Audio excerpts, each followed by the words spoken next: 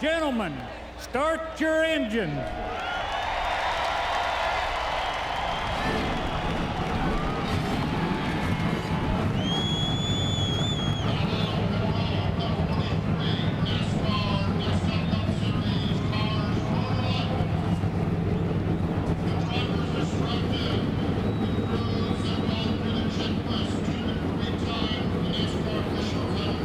Drivers trying to stay in or get into the chase for the Nextel Cup, and Jeff Gordon trying for 3 straight wins. It unfolds next.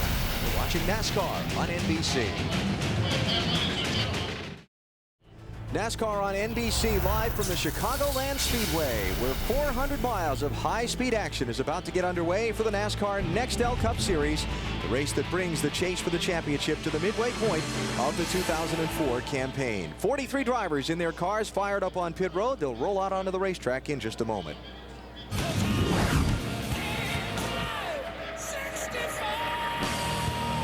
Budweiser, the official beer of NASCAR, proud to sponsor the Budweiser Pole Award, given to the fastest qualifier at each NASCAR Nextel Cup Series race. And for a third time, Jeff Gordon has done it here, as he has set a new track record in qualifying for this Chicagoland race. In fact, Jeff Gordon, his 4th straight pole, 5th overall this season. Since 1979, Budweiser has been passing out a lot of money to drivers in the Budweiser Pole Award. Here's our starting lineup for today's race. Jeff Gordon on pole with Casey Kane, trying to get that first win so desperately. He's alongside. That's a real shock that Casey Kane would qualify well. He and Jeff Gordon dominated pole position qualifying this year. Jimmy Johnson, championship leader, and the sensational rookie Brian Vickers, Hendrick Motorsports teammates in row number 2. In fact, Hendrick with 3 of the top 4 qualifiers out of that team's shots. A couple of Roush Fords in row 3. Greg Biffle, Jeff Burton. Let's try talking to Jeff Burton. And hey, Jeff Burton, Benny Parsons, you got me? TV, how you doing today? Man, I'm doing great, Jeff. It's been a good while since you've won. Tell me how you're going to do it today. Hopefully we got this Comcast board set up the way we need it to be. It's real sunny and hot today. Hadn't had these conditions yet. Hopefully we can take what we learned in the Busch race yesterday and apply that. Put ourselves in position when it counts. Did you change the car any from yesterday's race to today's race? What you learned yesterday, did you use it to change the car for today? A little bit of it, not a lot. I tell you what surprised me was how much the outside groove came in yesterday. You could really run up high in 1 and 2. I think you'll see a lot more of that today. Much wider track than we've seen here in the past. I think you'll see a lot of side-by-side racing. And we took that into account on some of our changes, and hopefully we'll be able to take advantage of it. Well, Jeff, good luck today. Jeff Burton with his best starting spot of the season. He's outside of row number 3 in search of that elusive victory. Continuing to look at the starting lineup for today's race, Terry Labonte, his son Justin, won yesterday. Can Dad make it a double on the weekend today? And Dale Earnhardt Jr., second in the championship chase, a little bit farther down the grid. He struggled here this weekend. Transmission failure in yesterday's final practice. They need some good things to happen today to stay up with Jimmy Johnson. A couple of Fords back in row 15, Jarrett and Rudd. John Andretti back this weekend, the 3rd car out of the Dale Earnhardt Incorporated stables. And now down to the drivers who got the final spots on time for this race and on off into provisional land. Andy Craven, Dave Blaney back in row 18. Michael Waltrip had some troubles on Friday. His car had been handling one way all during practice Friday. When he qualified, it handled just the opposite. He wasn't ready for it. And that's exactly what Wally talked about in the opening. That's right. He may have gotten that set of tires that just did not complement that car. That's going to catch some guys today. We need to really stay on top of that. And P.J. Jones with the final spot in the field on a provisional. And just a few drivers unable to qualify for the race. Todd Bodine, Greg Sachs, Kurt Shelmerdine. You see drivers moving to the back. Most of them were starting toward the back anyway. And NASCAR's 1 engine per weekend rule comes into play there. Let's get some final stories from pit road before we go green. Dave, lead us off. Well, Alan, yesterday in final practice, Brian Vickers had the fastest car on the racetrack. Now, some people say that number doesn't mean anything. But when you're 20 years old, you're a rookie, you're driving for one of the most successful Nextel Cup owners in history, that means a lot. Anytime you're first on the track is a great motivator. Brian starts 4th today and has a very fast race car. Matt? Like every other driver, Casey Mears' season began at Daytona, but his season didn't really come together until he scored a 7th at Texas. He has since rattled off 5 more top 10 finishes. He told me this morning he is extremely jacked up about his chances, not only for a good run today, but his shot at his first Nextel Cup Series win. He said his only problem with his race car, an aero-tight condition in final practice, but judging by the Busch race, he feels like a second groove will work in, and that will go right to him and his shot at a win. To Marty Snyder. Matt, don't let the fact that Michael Waltrip starts 39th fool you, because Slugger Labby, the crew chief, told me this morning the car is so good we could even win from back there. And a win would be the perfect start to what already promises to be a great week for Michael this week. Tomorrow, Dale Earnhardt Incorporated will announce that Napa and Michael Waltrip are back for the 2005 season. Mikey will be in the 15 car next year. Bill? Marty, Michael Waltrip does not yet know what it's like to win a Nextel Cup Series championship. Jeff Gordon knows what it's like to win a championship in this sport. He's won 4 of them. This season, he's chasing his 5th, but it would be the first time he would be a Nextel Cup Series champion. What's that going to be like? A new format, new challenges, 9 races to Richmond to decide which drivers will compete for the Nextel Cup.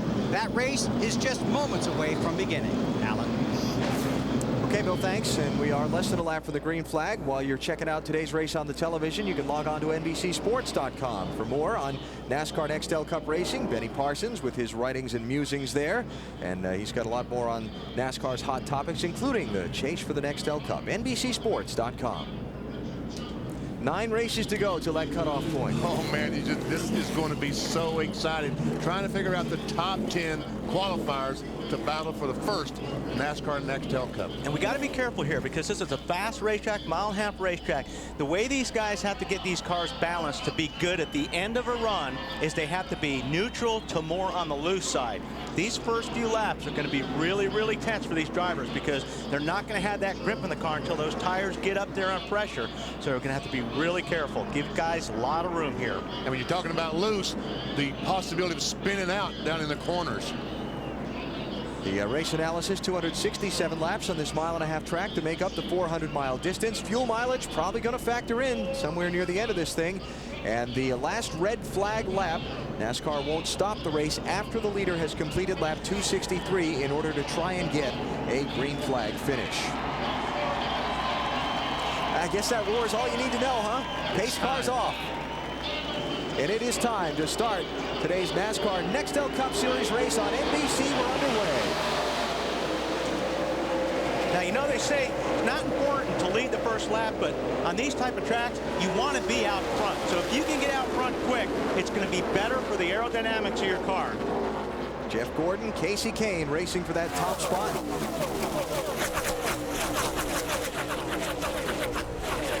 Jimmy Johnson taking a look.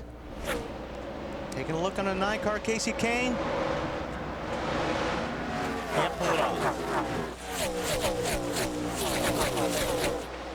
Gordon leads lap 1. Kane is second. Johnson is third. Greg Biffle is fourth. And fifth is Brian Vickers. Tony Stewart trying to pick up some spots. Picked up some spots by the looks of it. He went way high and got right up against the wall. Looks like he passed a few of them. Going by Ryan Newman on the outside as we look on board Ryan Newman's car. Tony Stewart going down the backstretch to turn 3. Early on, all these guys will run right on the bottom of the racetrack with these cold, fresh tires. But as Jeff Burton talked about, they will be moving up as the laps progress. Tony started 10th. He's up to 7th now.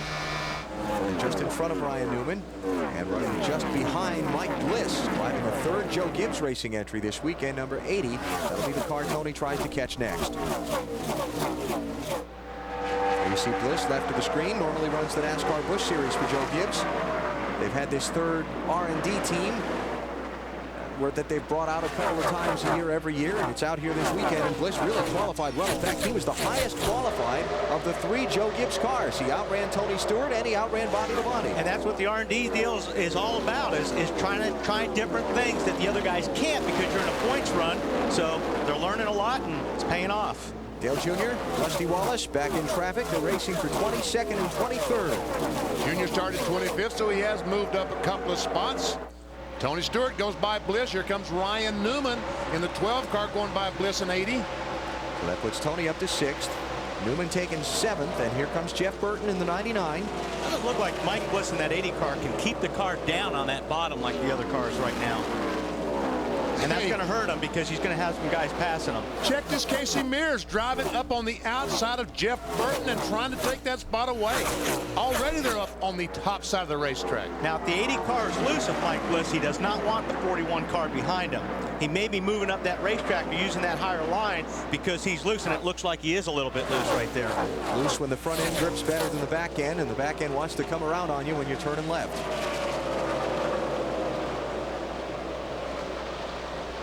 Bliss is hanging tough on Newman. 41 needs to get down. Looks like that 41 car is pretty fast. If he gets the bottom of the racetrack, there he comes. That's Casey Mears in the 41 sliding down. Ryan Newman trying to get the spot away from Mike Bliss. Dave, how about Newman? Alan, in practice yesterday, they went from very, very tight to loose on the car. They thought maybe just a little bit too loose, so they tightened that car up this morning by making a track bar adjustment, also taking camber out of the left front tire. But that side-by-side racing, Wally, I don't think you prepare for that nearly as much as you prepare for your car being alone on the track. Well, that's exactly right. When you're out there trying to get a balance on the car in practice, you're out there by yourself. And until you're happy with the balance of the car, you don't go out and run in traffic. A lot of these guys are running in traffic for the first time with their race setup. Casey Mears in the 41, Bakersfield, California native. Picks up a spot, moves him up to 9th. And last night, Mears in the 41 pulled up behind Mike Bliss in the 80 as he pulled up right behind him, really got him loose, and Bliss had to chase the car off the racetrack and back off the throttle, which allowed Casey Mears to drive by. Elliott Sadler on the move there, 38 car to the inside. And behind them, Kevin Harvick, 29, trying to get a spot on Jamie McMurray in the 42. That's 12th and 13th. The 29 is in 13th. That's Harvick. Sorry, I was just going to say Chad Blunt just took the 37 car into the garage. He's out after just a couple laps. What are they saying about the 29 there, Marty? Well, Harvick hasn't said a word on the radio so far, Wally, but this is not the car that he won 2 races here with. The same car that he won Indianapolis with, as we have a battle for third. But this is a brand new car for Kevin Harvick. They ran that car that won all those races 6 times this year, put 2 new bodies on it, and now have scrapped it. This is a new car for Harvick. And Greg Biffle, the 16 car, goes by Jimmy Johnson, goes into the 3rd spot. And remember how well that Greg Biffle ran in California back in late April, early May. A racetrack very similar to this, huh, Bill? Absolutely, Benny. In fact, talking to their crew this morning, and crew chief Doug Richard, he wanted cloud cover. He wanted a cooler day because they're better in cooler weather. But they said this car is good. It is the California car. It said this car gives his driver confidence on this type of track. They've tried to make it a little bit better, but they had confidence in the car and in the driver when the green flag fell. And Bill Weber, that is real important when you're a race car driver, because if a race car driver has confidence in one of those cars, these guys have a lot of cars to work with, but if you like a race car and you're confident with that car, man, that is a huge plus when you go racing. And all of a sudden, the Nextel Cup points leader, Jimmy Johnson, seems to be struggling. Biffle goes by, now Tony Stewart goes by. So Jimmy Johnson back to 5th. Bill talked about teams that wanted cloud cover. There are clouds moving in, and there are rainstorms on the radar. We don't want that. We'll hope that stays away from us so we can get this thing in full distance. Tony Stewart, Matty.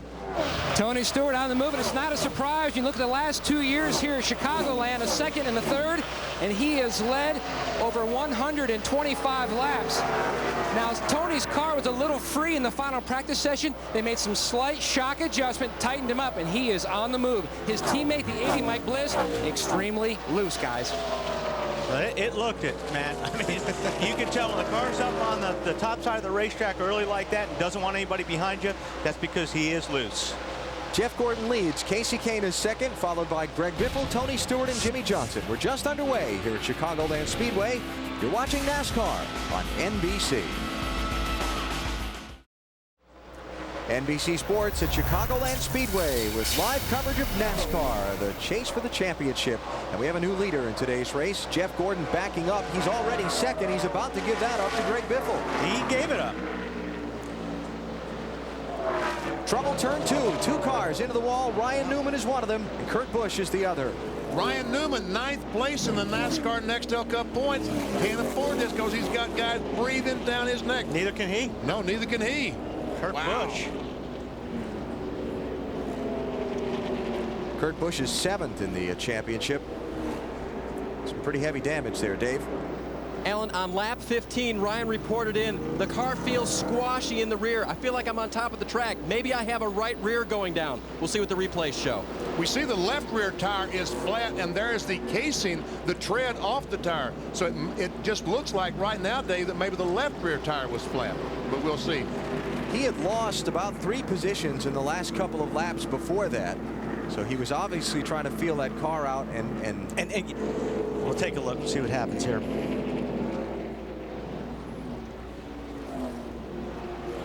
Top right of the screen. Yep. He was under somebody. Yep, he lost the left rear, and unfortunately, Kurt Busch was right there. That's Kurt Busch cannot catch a break, but they hit these safer barriers, and both guys drive away. Yeah. Amen, man. Those things are great. This would be onboard Scott Riggs. Just keep an eye on the left rear. Well, maybe. He just drives by him just before, and fortunately, this was just before the wreck. And here come the leaders onto pit road as Ryan Newman turns into the garage behind the wall. Stops are going to come at lap number 19. Marty? Elliott Sadler in 7th. Last second call to take 2 tires, just a little bit tight in the middle of the corner. He said the track is very slick. Half pound on the right front tire. Dave? Ryan Vickers said the car's coming around just a little tight in traffic. Just give me 4 tires and fuel and send me on my way. Matt? A 2-tire change for Tony Stewart. Tight at both ends of the racetrack. They made a wedge adjustment. Casey Kane on pit road, 2 second-place finishes. Car so far so good to this point. Looking to gain positions, but a lot of guys passing him. Jeff Gordon said we're in real trouble, boys. This car is major loose. You'll have to tighten this sucker up. Air pressure, chassis adjustment for the 24 of Gordon. And already we're seeing 2 tires, fuel, just trying to get that wonderful track position, get in front. There's a 17 car coming out of no place up with the leaders. So a number of guys get just right side tires. We'll recap the pit stops for you when we come back under the first caution of the Tropicana 400 after Ryan Newman got in trouble down in turns 1 and 2.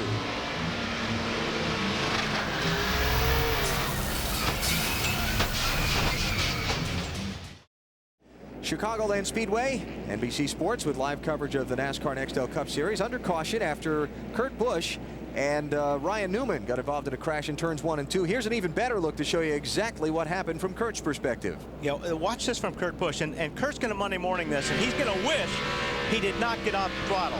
Watch right here, the 6 car goes high, and Kurt slowed down to run high.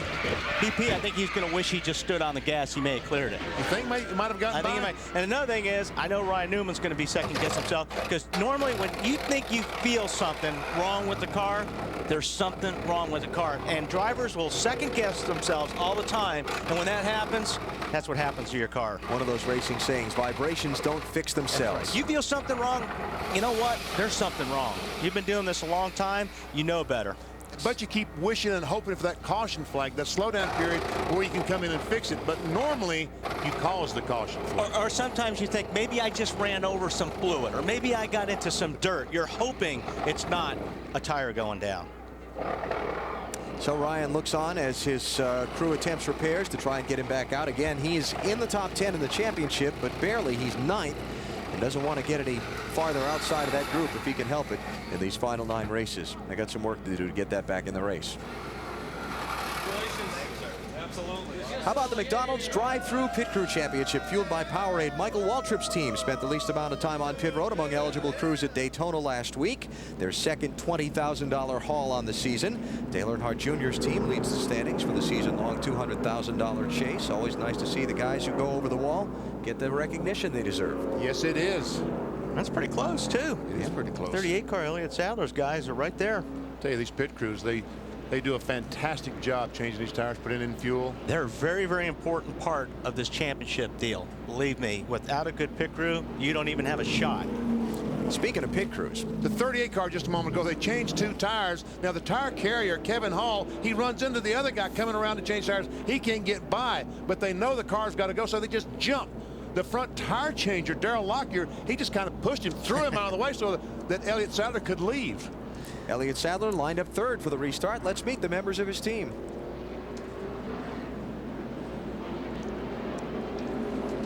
Todd Parrott, crew chief, Charlotte, North Carolina.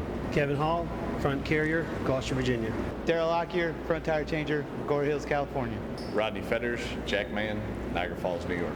Lance Hanna, rear tire carrier, Weatherford, Texas. Dave Smith, rear changer, Millersville, Maryland. Preston Cordell, Gasman, Middleburg, Florida. Jay Thompson, catch can, Omaha, Nebraska. Phil Horton, pit crew coach, Lenore, North Carolina. And they're from every place, aren't they? And you and I can identify with that because when you and I are ahead of him in the buffet line, we that's what happens jump to out us. the way. He knocks us over. Tony Stewart is the new race leader. Terry Labonte and P.J. Jones. Uh-oh. Got a car in trouble. Brendan gone. Hi, say hi. Caution's out.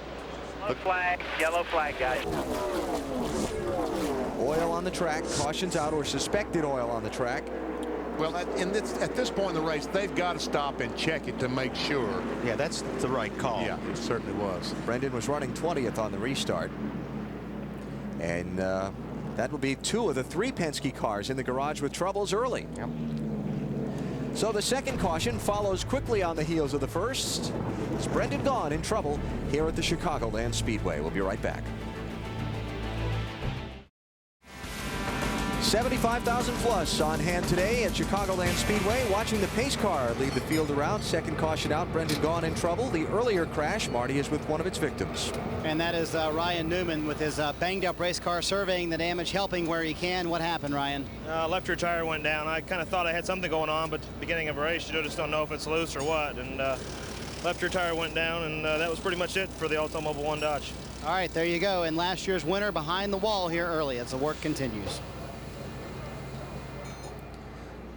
Let's look ahead from Kurt Busch's car at the incident. On board with Kurt Busch, Mark Martin just gets by in the 6 car, and there we see the left rear. The cap comes off the tire, and Busch, as you said, slows down to let the 12 car go up. I think that's what he was expecting, but if he would have stood on the gas, I think he made it just. But like I said, that's all Monday morning quarterback. I mean, It's Kurt will easy look then, at it and isn't go, he'll go, oh man, I should have done that, but know where he could go. So Kurt Busch and Ryan Newman, and now Brendan Gaughan, all cars in the garage area being worked on early here at Chicagoland. Yesterday's NASCAR Busch Series race at Chicagoland. What a great finish. This is the white flag. Mike Wallace in the 4 is leading. He runs out of gas, and that's Justin Labonte, the 23-year-old son of Terry Labonte, who goes by, leads the final lap, and picks up his first NASCAR Busch Series win, and then does a dad imitation. Remember last fall at Darlington Raceway when Terry won the Southern 500? He pulled up onto the flag stand, got the starter to drop him the flag. He said, burnouts are for kids. I'm going to take a dignified victory lap.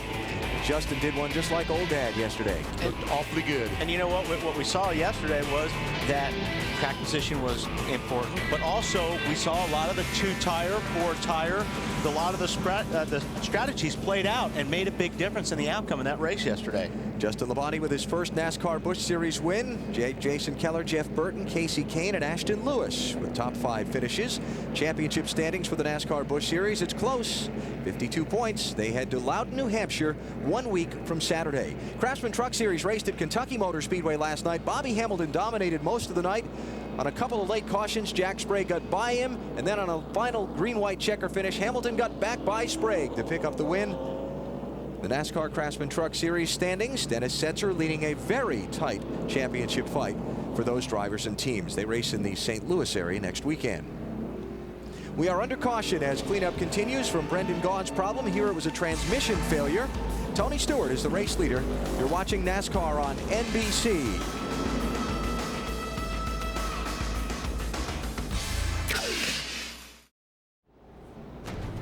Chicagoland Speedway, Joliet, Illinois, packed with race fans today to see the NASCAR Nextel Cup Series. You're watching it live on NBC Sports as we take you all the way through the crowning of the new Nextel Cup Series champion in Homestead, Florida in mid-November. Just about to wrap up the second caution of the race after Brendan Gaughan dropped the transmission and left some liquid on the track. From the first caution flag, the pit strategies that played out, let's try and set them for you. Tony Stewart got just right side tires that got him up into the lead. Elliott Sadler, Scott Riggs, Casey Mears, Jamie McMurray, Matt Kenseth, right side tires only. First guy with 4 tires. Oh, trouble on the restart for Matt Kenseth. Yeah, we had a couple of guys, Matt, and looked like Casey Mears had a problem on the restart. Whether they missed a shift or spun the tires, not sure. But uh-oh, we got another smoker up there. Maybe that may just be low tire pressure. Greg Biffle, now it looks like the left front might be caved in on his car a little bit. That jam up there, Walt. May have been happened on that restart when they got boxed up. There we see. Wow. Yes. Yeah, they're definitely damage on the left front. He must have got into somebody when they missed a shift. Bill. Yeah, left front tire, Rob. Talking about it, trying to decide what to do. Somebody up there in the front was talking about a vapor lock. Didn't catch the team, Wally, but they were talking about watch out for him on the restart. Yeah, well, it was like an accordion effect, and we didn't get to see who Greg got into, but it definitely caved that left front end into. That could really cut a tire like that. Really got to be careful. Watch the 17. Okay, here's the jam up. Oh, he got into, is that Vickers? No, yeah. Vickers got in the back of the 17, and Biffle also ran in the 17. No, I think Biffle ran into Vickers by the looks of it. Well, how about we take another look at it? We'll double check it for sure. How's that? Sounds good to me. Let's look at this again. All right. All right, now here's, okay, right here. Oh, wrong one, sorry. You got to do it on the telestrator, Wall. Come on. Right there. Okay, now watch. Right here. There you go. Okay. Now what? Now, yep. And then Biffle. Yes, he did. You're right. Gets into the 25 car. So we had like a. Boy, he got in there hard. I mean, he picked the rear of the car up. And the 42 car was the one that either vapor locked or. Okay, so now that we've gotten that figured out. Well, we don't have the telestrator figured out. I did what you used to do. I wrote on it with an ink pen.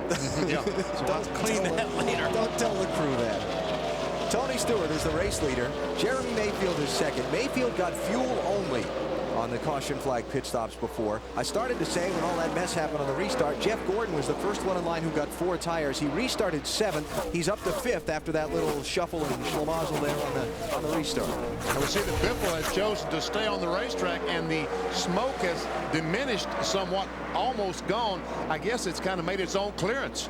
Bill, what are they saying in the pits about the 16 car? Oh, that's what he's saying in the car. They asked him, is it getting better? And he said, all he said was, yeah, better. He definitely didn't want to stop. Dave. The 25 car of Brian Vickers got hard into the 17 car. That right front is damaged. They tried to tell Brian not to get into it. They said bottling up, but it was too late. And now Brian says the car is very, very loose. And on the way back to the front, Jeff Gordon in the 24. Vickers' teammate. He took his 4th spot away from Casey Mears. And we talked about it earlier in the pre-race. It's all about downforce here. And when you hurt the fenders on these race cars, you hurt the downforce on your car, and it's going to make for a long day.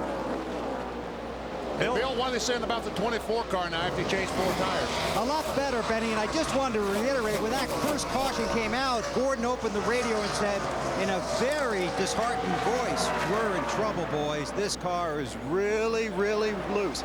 He said, you're really going to have to struggle to get this thing to start sucking up to the track, or we're going to have a long day. They made air pressure and chassis adjustment, made it better. But that's the thing, Bill, when you've got a combination like Jeff Gordon and Robbie Loomis who work together very well. Robbie Loomis knows exactly what to do when Jeff Gordon says it's very, very loose. He knows what Jeff means, and he knows what changes to make.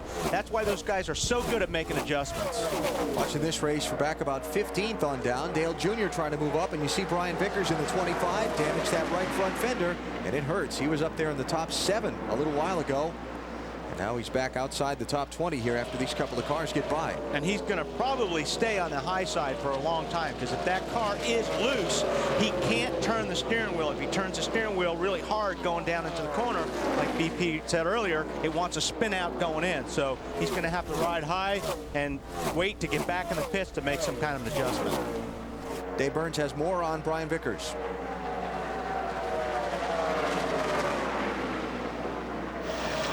we told you at the beginning of the broadcast, Brian Vickers is 20 years old. Well, his car owner, Rick Hendrick, is a little bit older than that and been around a little bit longer. They're both from the South, North Carolina, and a little earlier under caution. Here's a conversation they had. So where are you sitting, Mr. H? You sitting in the motorhome and be disappointed. I hope you're on top of one of them hot boxes. Here in the sun, and I used to prime tobacco in heat worse than this all day long. Uphill both ways, I bet. For some reason, I knew that was coming. I knew the uphills both ways deal was coming. You did forget the barefooted part. We got the barefooted part. That's right. Uphill both ways, barefooted. Little generation gap there yes, that they're having some fun with, and the caution flag is out. And that's what that team right there needed, because they're going to be coming in and they're going to be trying to fix that car, Brian Vickers. Caution is out for debris. And there it is. Wow. That may probably come off the probably the 21 car. 21 car looks like he's missing a bunch of material on the right front. And Kenseth's going right over that sheet metal. I hope his crew is watching this because he probably ought to pit. Wow. Harvick fortunately hit it with his bumper. Pit road will be open, and we'll see if Matt Kenseth takes advantage of that. Ricky Rudd is taking his car behind the wall. He came onto the pit road as soon as the caution came out. You see the right rear tire is pretty much shredded on that car, and probably those bits of metal are the crush panels that form the wheel well up underneath the body. All right, how many cars are going to choose to come down pit road and give up track position? No takers so far. And Kenseth, no, here comes Kenseth. So let's see, 1, 2, 3, 4, 5, 6, 7, 8, 9 cars stay on the track. Everybody from 10th on back's coming in. Marty?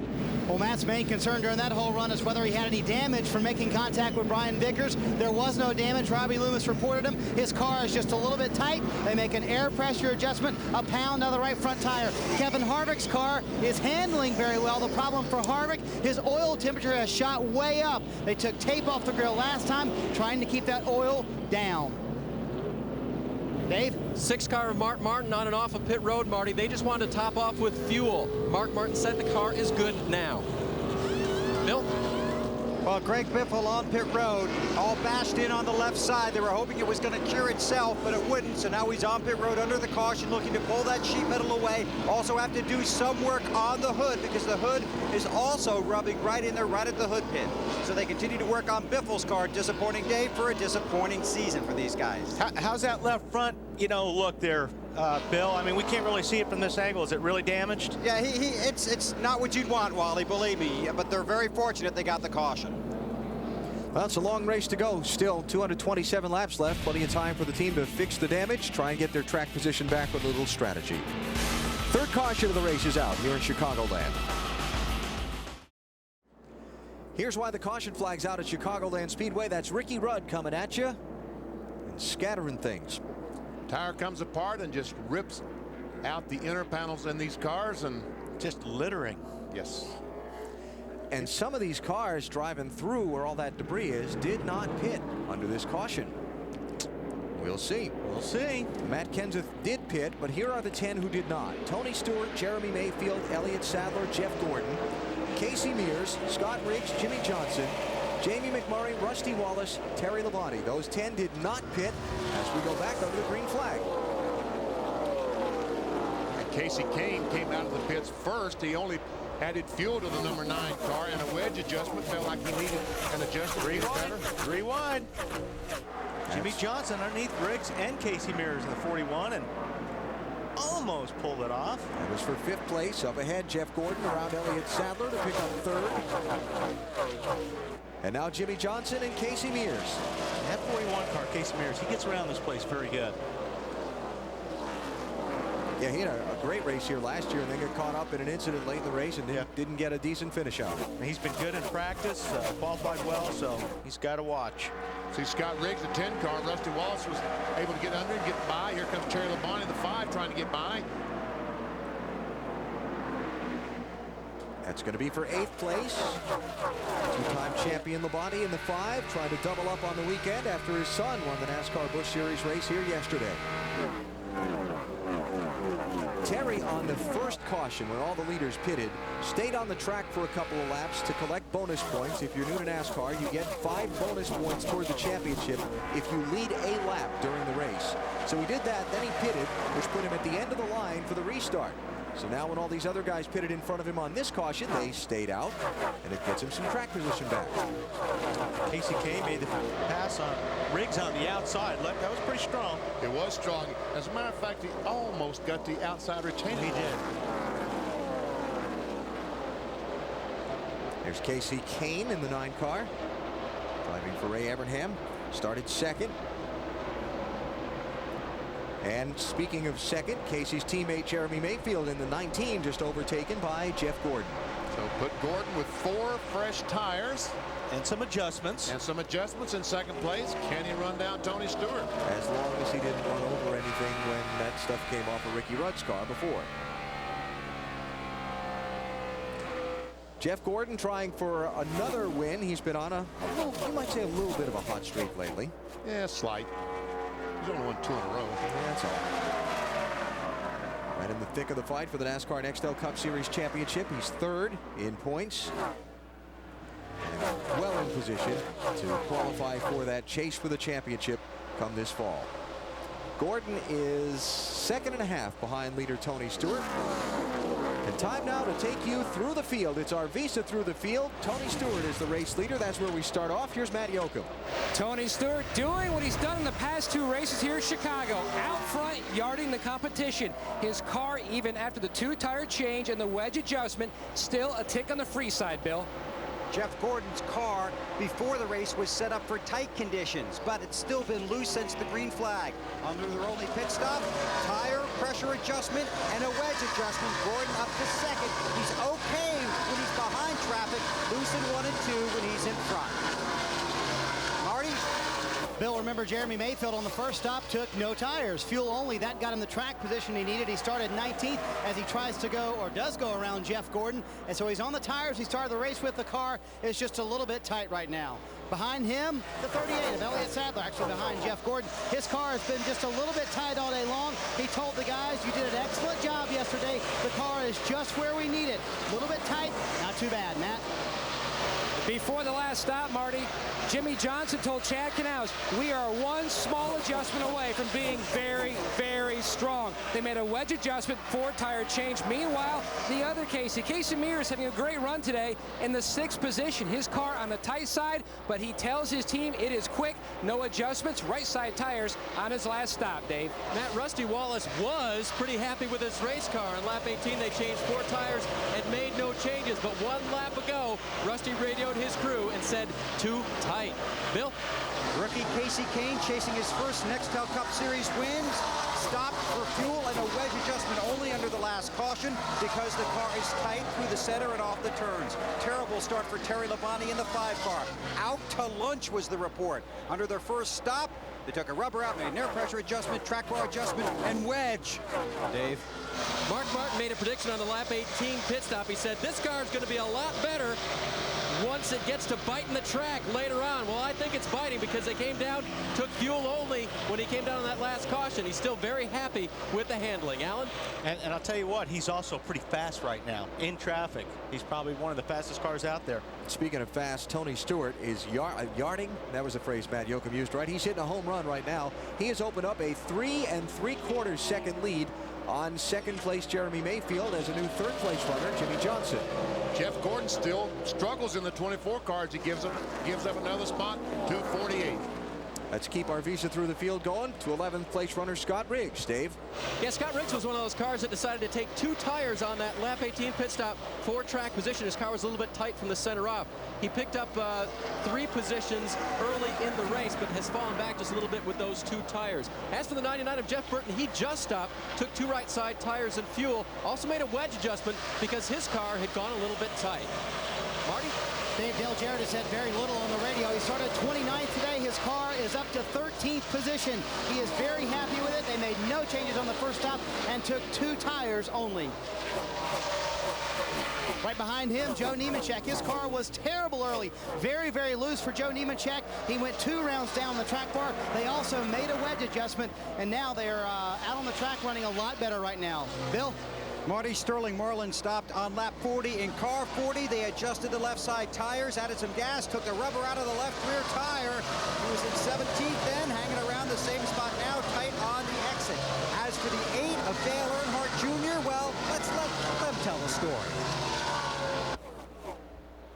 I want to go in the corner harder and wider out. I want to stay out longer so I can make the middle quicker, but I can't because it's so loose in. If I could drive it in far straight, but then it pushes real bad in the middle. It just like diving in the corner. Dale Earnhardt Jr. is fighting to get a handle on these tires. He has trouble at this track. Obviously, also had trouble earlier this year at Las Vegas. Marty? Matt Kenseth with those 4 fresh tires that he got on lap 39, trying to make his way through the field. The car has just been a little bit tight all afternoon. Matt has run very well at this racetrack. He told the guys on that last run, fix me here, and we can make some progress. Matt? All day Saturday, Marty, Bobby Labonte fought a balance issue with his race car. It would be way on the tight side or on the opposite of the spectrum, way on the loose side. They have slowly dialed it in. He has worked his way inside the top 20 with a wedge and air pressure adjustment. Bill? Dave Blaney having a good run coming off the finish last weekend at Daytona when he came home 15th. Currently inside the top 20, trying to get a top 15, top 10. Matt? The 41, Casey Mears on pit road. Water had climbed to over 250 degrees. The reason, some debris on the grill. It looks to be a tear-off off of another race car. 4 tire change as well. No other adjustments. Tough break for Casey Mears. Yeah, he was 6th when he peeled off and came down the pit lane, Matt. And he's going to lose a lap with this unscheduled stop.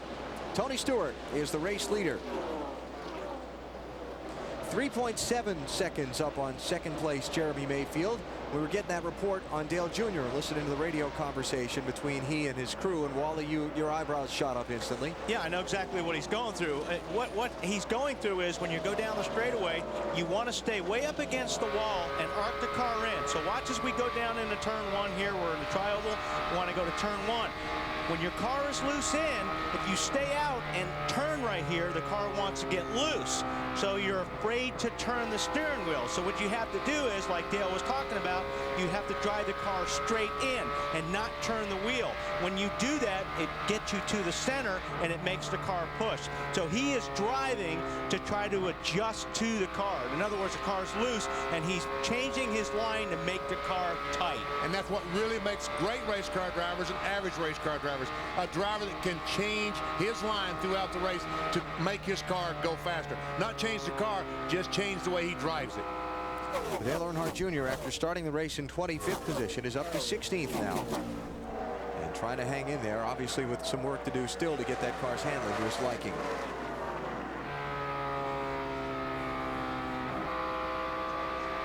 These kind of racetracks, the tracks that are not the super high banked speedways, they've kind of been the struggle for Dale Earnhardt Jr. and his team this year. They continue to work to try and perfect their setup on these tracks. And they've gone to Kentucky Speedway for 4 straight weeks testing, trying to get better for here. Because if you remember at Las Vegas, they were awful, and they knew they had a lot of work to do.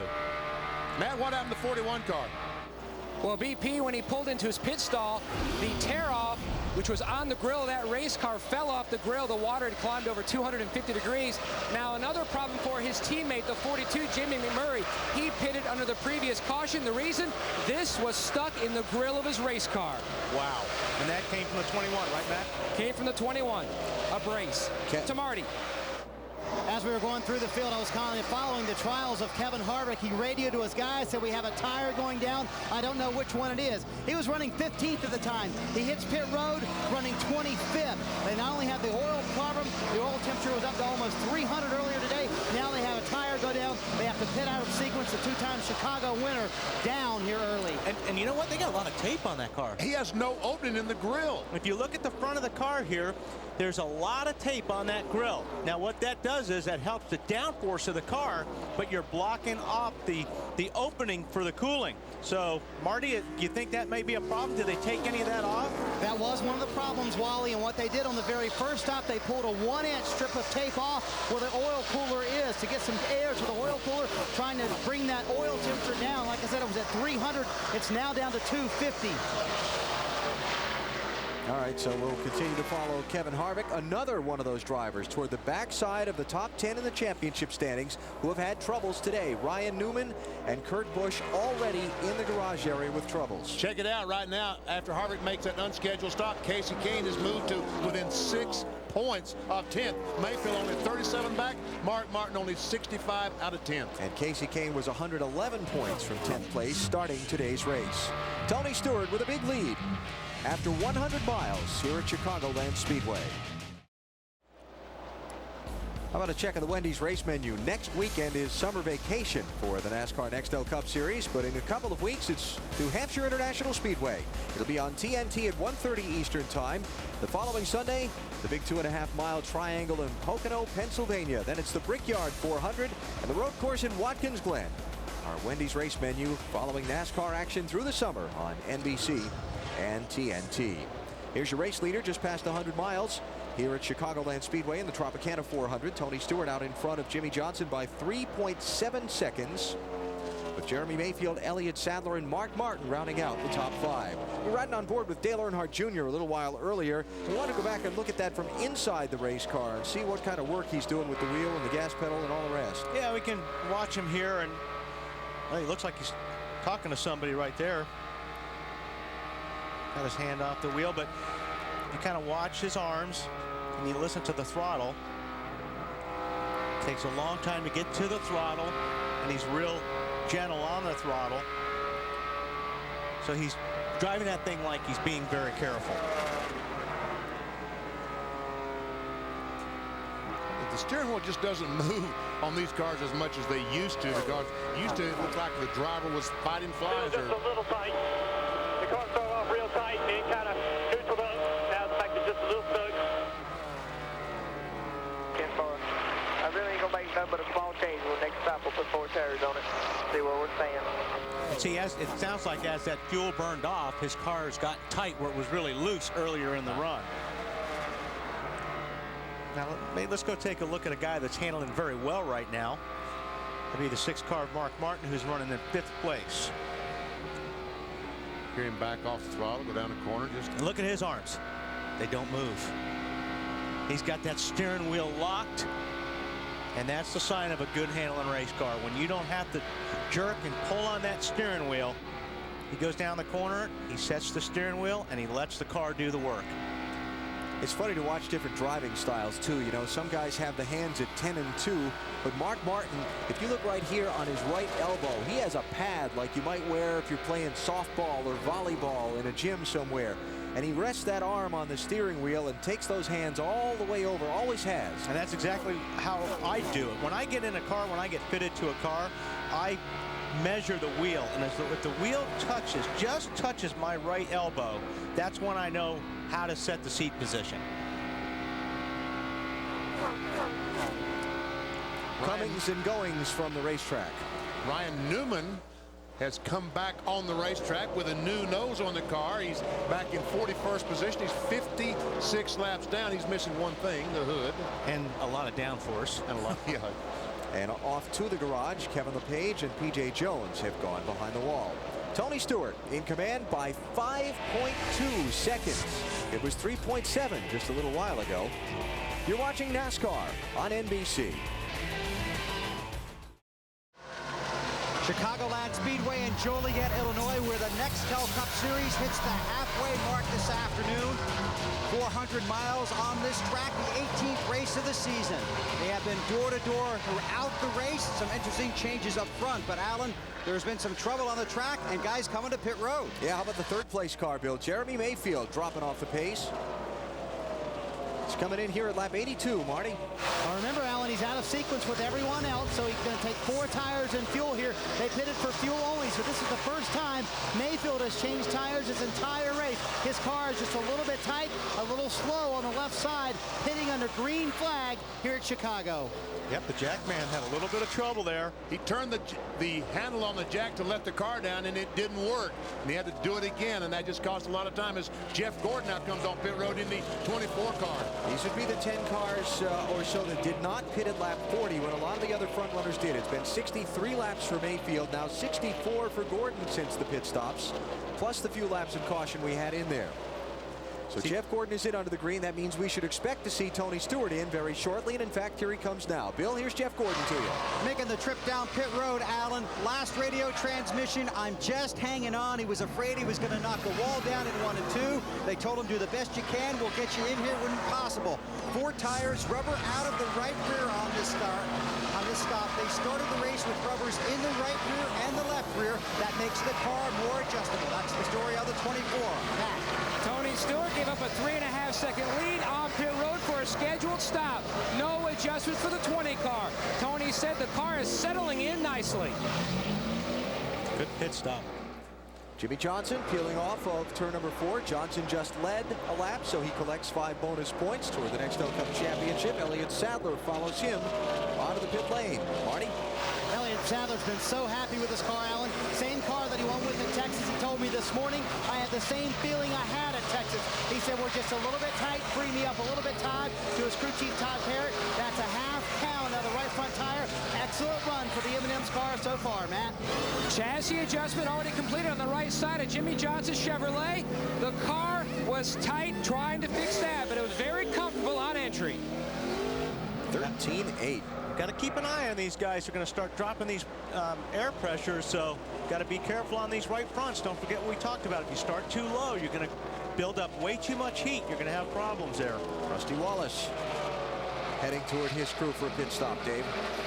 Alan, his car, which had been given no adjustments, now needs them. Look at the wrenches going in the rear there. That will adjust the chassis. That will make the car looser. That will help Rusty's car turn. They also fill it full of fuel, put fresh rubber on there, and send Rusty back out. Fuel still going in. They wait. He goes. And here comes Scott Riggs off the banking for his pit stop. Remember, these are the 10 cars that did not stop under the caution at lap 40 when everybody else did. Dave? Happy to serve. Back down here with the 10 car of Scott Riggs. 4 tires and fuel. No adjustments for him. He had actually picked up a couple of positions on the last part of the run. Started 16th. Was running 7th before cars started pitting. Fuel going in now. Crew finishing up in the lug nuts. They sent rookie Riggs back out. Hey, if the yellow comes out now, these guys are in trouble. Here's a race for second place. Casey Kane in the 9, Sterling Marlin in the 40. The leader's Mark Martin now, by virtue of the pit stops. Remember, Mark did stop at lap 40. Too lonely.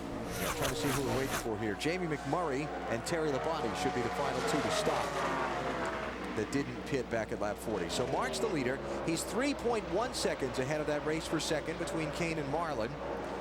Then you got Jeff Burton 4th, Matt Kenseth up to 5th, Terry Labonte 6th for now, then Dale Jarrett up to 7th, Greg Biffle 8th, despite the damage from earlier. Joe Nemechek 9th, and Dale Earnhardt Jr. is 10th. Tony Stewart, who has been the dominant driver so far, is a lap down in 23rd place and hoping not to see the caution flag. You know what time it is, BP? Is it time to we haven't done this since Daytona. I know. Cue the duck. Yes, sir. Our Aflac NASCAR Nextel Cup trivia question. We kind of thought Ryan Newman would be a factor in this race. He got the flat tire and caught up in an accident earlier, but we'll throw it at you anyway. What was the lowest starting position Ryan Newman came from to win a NASCAR Nextel Cup Series race? First. No, the lowest position. You mean the highest position? The worst qualifier. The worst qualifier. Okay, the worst qualifier. Okay. I don't know. We know he wins from the pole a lot. Yes.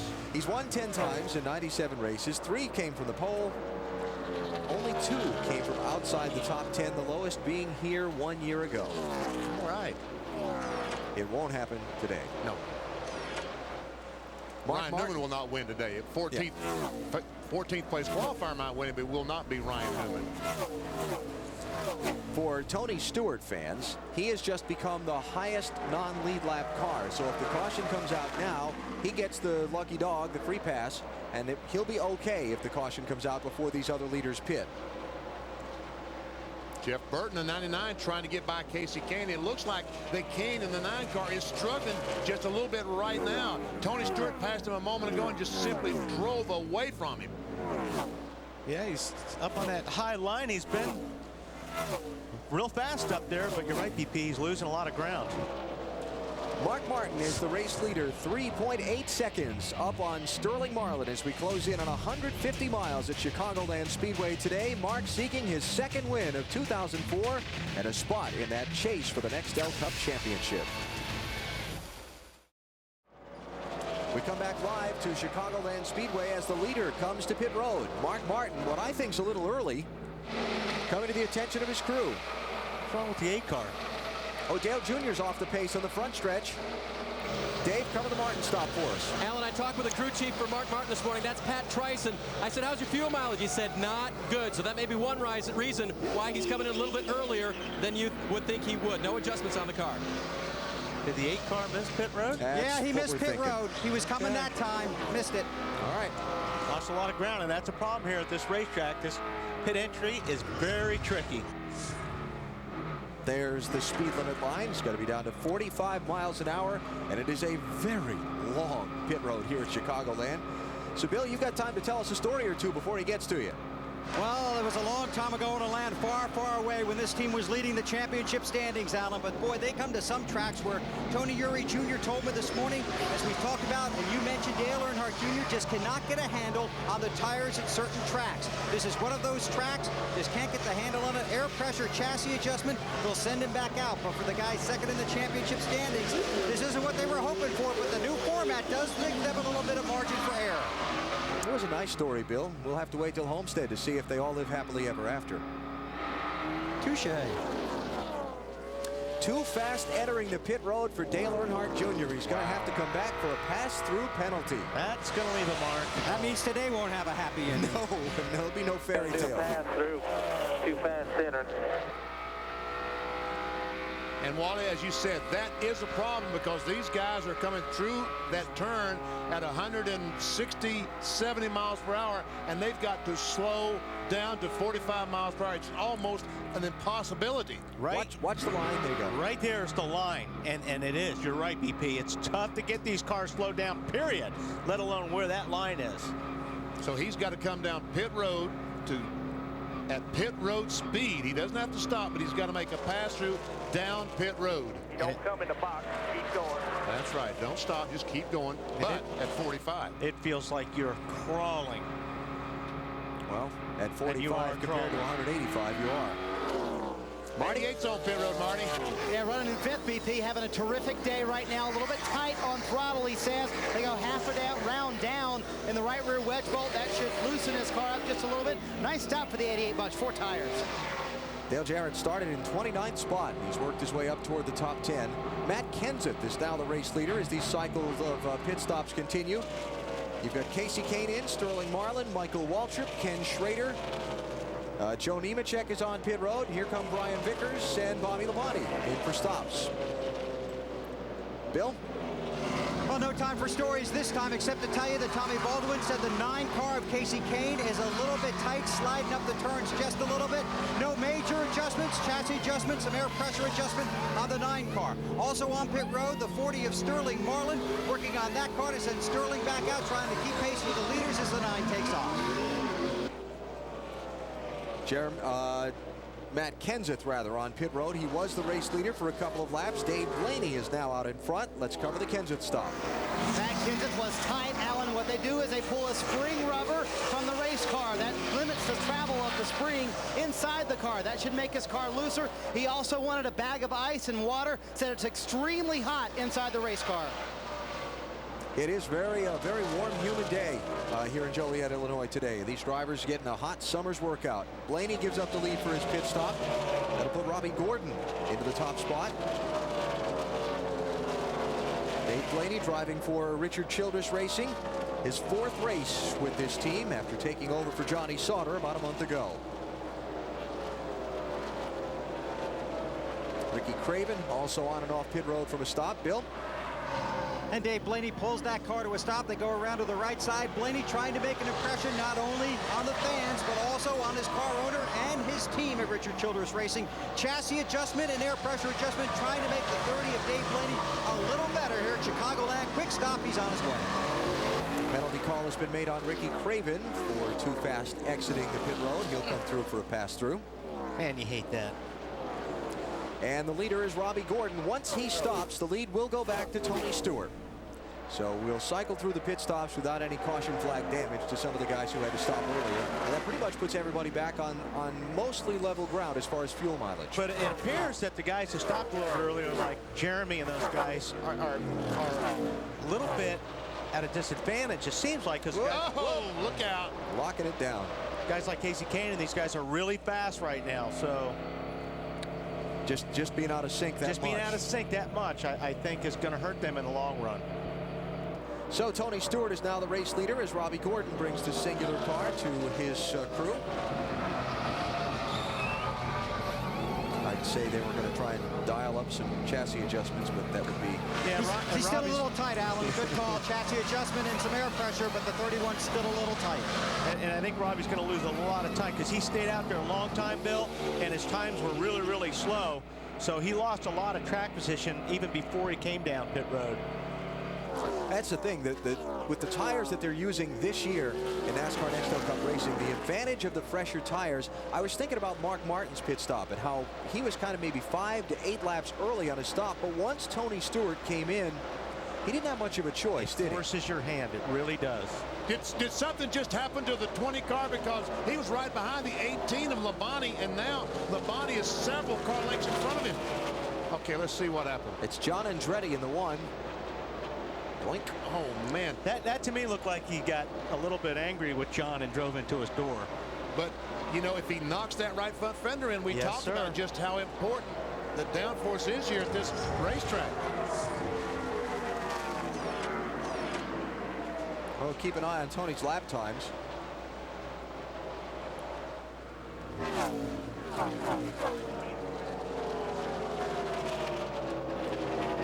He's still up on Jimmy Johnson by 4 3/4 seconds, and he's running pretty competitive times right now. What happened before the one we just saw? All right, here we got Jamie McMurray down, and John drifts up in front of Tony.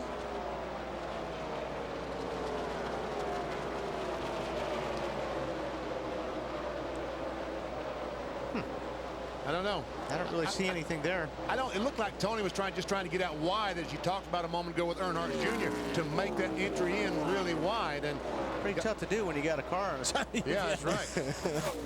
Tony is a lightning rod. Anytime he does anything, it gets attention. There's no question. And he is that way because of his past actions on and off the track. But he is slowing down. I just think he's slowing down, that he's not as fast as he was before. I don't know. If he knocked that right front fender in, VP, you know how important that is. I don't know if he was further up on the one car when he did that, but if he hurt the integrity of that front fender, that is so important at a racetrack like this. But I don't see any. I don't see any damage. Tony was a topic of a lot of discussion in the garage a week ago at Daytona Beach, Florida. He had the altercation with with Brian Vickers after the race at Sonoma, California, a couple of weeks ago, and was put on probation and fined by NASCAR. Also had 25 championship points taken away, and a lot of people in the garage were discussing exactly what probation means and at what point a suspension comes into play for drivers. We saw Kevin Harvick, we saw Jimmy Spencer sat down by NASCAR. Tony had been on probation before, and his lack of putting him on probation again brought that discussion point up for a lot of people. What point probation means anything to anybody? Yeah, I don't know what probation means. I think, you know, you got to get to the point and find out where's the line. What did Jimmy Spencer do and Kurt Busch do compared to what Tony Stewart do? I mean, if you go through the window at somebody, as far as I'm concerned, that's where you need to draw the line. I mean, I'm glad Tony shows his emotions. We've got enough guys, I think, that are robots in this sport. I think it's great that somebody comes out and he's aggressive and he wears his emotions on his collar. But that, you know, where you draw the line on how NASCAR calls them and sees them, I think we need to get to a point and say, okay, if you do this, no matter what, then you sit out a race, because that's the only thing that's going to get a race driver's attention. If you can find me and you can take some points away, but if you make me sit home and watch one of these races, it's going to get my attention. And what really concerned me about that whole situation was NASCAR's credibility, because after all, that's all they sell is credibility. And they've taken some hit this year. You know, the new point system, Rockingham, the race going away, only one race now in Darlington, South Carolina. So some credibility issues. Just be consistent. But, you know, I talked to Mike Helton this morning, and I told him I was going to say, you know, that people have a problem with your credibility. He said the reason that we did not suspend Tony Stewart was on the Jimmy Spencer thing. We had Jimmy Spencer and Kurt Busch in our trailer previous times before that saying, guys, you've got to leave each other alone. You got to stop doing this. Otherwise, we're going to have to step in. And finally, when Spencer took a punch at Kurt Busch, they had to suspend him. That was Mike Helton's story. But again, I think they've really injured their credibility with a lot of fans. And that's a good story, but nobody knows that story. So they're going to take the hit, you know. So, I mean, there's a lot of things that go on behind the scenes that people don't see, and that's a classic example. But I think there's a point where if you go in somebody's car after somebody, that should be a no-no. Richard Petty said a couple of weeks ago, he said, hey, we used to get in each other's faces all the time. There just weren't any of you press people around to know it. Well, they're here now, and they do know it, and it changes the code of conduct for drivers after a race. Tony Stewart is leading 4.5 seconds on Jimmy Johnson. We are just past 150 miles of the Tropicana 400 at the Chicagoland Speedway.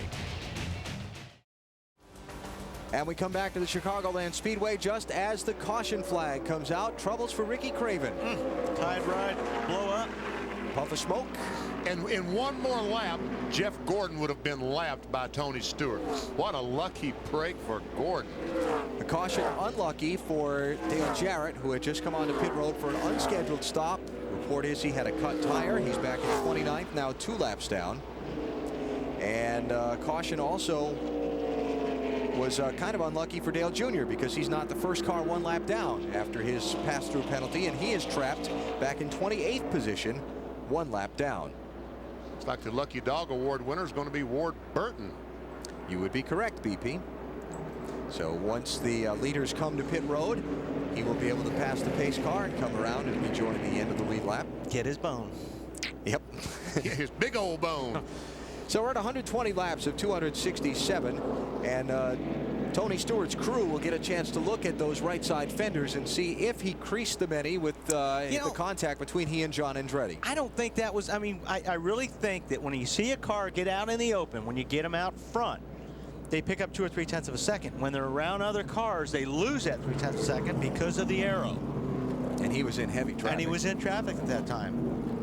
So I think all these cars will probably now change 4 tires, and we'll see if his crew can get him back in front. If they can't, I think you're wrong. Those cars. What do you think? I think you're wrong. You don't think they're going to change all 4 tires, Bill? I just think you're wrong. I'm going to agree with Bill on this one, Benny. They were all just on pit road not that many laps ago. Next, except on the West Coast on NBC, live U.S. Olympic trials. It's Maurice Green before defending his gold from Sydney, challenging America's best in the men's 100-meter final. Plus, world record holders Michael Phelps and Natalie Coughlin continue their pursuit of Olympic glory at the swimming trials. For Olympic coverage, the sports and athletes, log on now to NBCOlympics.com. Okay, here comes Tony. Leaders come to pit road along with the lap car of Ryan Newman. And Elliott Sadler's going to reach his pit first among these cars. Marty? And he's in 4th place. And scary enough, Alan, I think they're listening to Wally, or at least Wally got it right. They're going to put the air pressure back, worried about going too low on that right front air pressure. They go down or up half a round on the track bar, trying to loosen them up. Dave? Mark Martin still moving the steering wheel very little, which means no changes on his car. It's handling perfectly. 4 tires and fuel. Remove the windshield tear-offs. Matt? As service has already been completed on Tony Stewart Chevrolet. He needed to be tightened up a tick on entry to center to help on the takeoff, Bill. Sterling Marlin already away. Benny, he took 2 tires and fuel. That car is good. Watch the 40 of Marlin. All right, we got our eyes on him, but Tony Stewart is right behind him with 4 tires, Bill. Hey, Bill, I want to be riding with Tony, I believe, on this race. Yeah, I do what do too. you think, I BP? do too. We'll put you in the 40 car, Weber. Bill, let me get you to go check. You're not driving, are you, Wally? Yeah, that's true. Let me get you to go check Casey Kane, Bill, because I think he got 2 tires also. I know his teammate, Jeremy Mayfield, also got just right side tires. So somebody else might have taken 2? They might have. Yeah. And a long pit stop for Jeff Gordon. Yeah, and that's because he just said the last transmission from him, this car is really bad. I'm driving sideways. Not very happy going for his 3rd consecutive win. Again, as we told you earlier in the race, they started out with a tight setup, but it's been loose all day. They continue to battle it. Don't count those guys out just yet. We're not even halfway. Jeff Gordon rejoining the chase, and the race leader off pit road looks like it's going to be Casey Kane. We'll reset it for you when NBC Sports returns to Chicagoland. Just about to the midway point of today's race at Chicagoland Speedway on a partly cloudy, very warm, muggy afternoon. Some impressive hardware as part of the pre-race festivities. And an impressive start for Casey Kane as he and Jeff Gordon traded the lead in the opening laps. Lap 19, first caution, Ryan Newman and Kurt Busch. You ride with Kurt. Left rear tire on Newman's car goes flat. He spins up in front of Kurt Busch, who has nowhere to go except into the... We ever talked to 2 of the drivers in the top 10 in the NXTEL Cup Series championship. The restart from that caution, things went kind of ugly for Greg Biffle and Brian Vickers. See Biffle with the left front fender rubbing the tire. The damage to the hood as well. Now ahead to lap 40, Ricky Rudd blows a tire, leaves debris on the racetrack. Caution is out. Most of the leaders pit under this yellow. And it moves us ahead to lap 96. Green flag pit stops. Well, Junior started to make a pit stop, but missed. Pit road was running too fast to make the entry. And then when he came back and actually made his pit stop, he was speeding coming in, and he got a pass-through penalty, and that whole sequence kind of got in trouble. Yeah, put a little sour note on his day. 11 different leaders today, 4 caution flags. You see 4 cars out of the race. They include Hermie Sadler, Bobby Hamilton Jr., Kevin LePage, and Chad Blunt. A few others have been in the garage for repairs and come back out, like Brian Newman. Kurt Busch still getting repairs made to his car. And that's what's happened so far through the first half of today's race. Sweeping up the track, so caution continues for a moment here at Chicagoland. We'll take a break. You're watching NASCAR on NBC. Oh, trouble! Just as we come back to Chicagoland, that's the race leader, Casey Kane. He took fuel only on the restart, and he's got company in the big pile. Junior, the 8 car has crashed. Dave Blaney, John Andretti was involved. 4 tires, no tires, 2 tires. And Jeff Burton, the 99 car. You think somebody spun their tires on a restart? No, because Tony Stewart jumped up on the outside of Sterling Marlin and passed him on the restart, which was legal, but he might have made contact with the 9 car. Scott Riggs with damage. He was having a good run. Casey Kane took fuel only on his pit stop, got out front with the lead.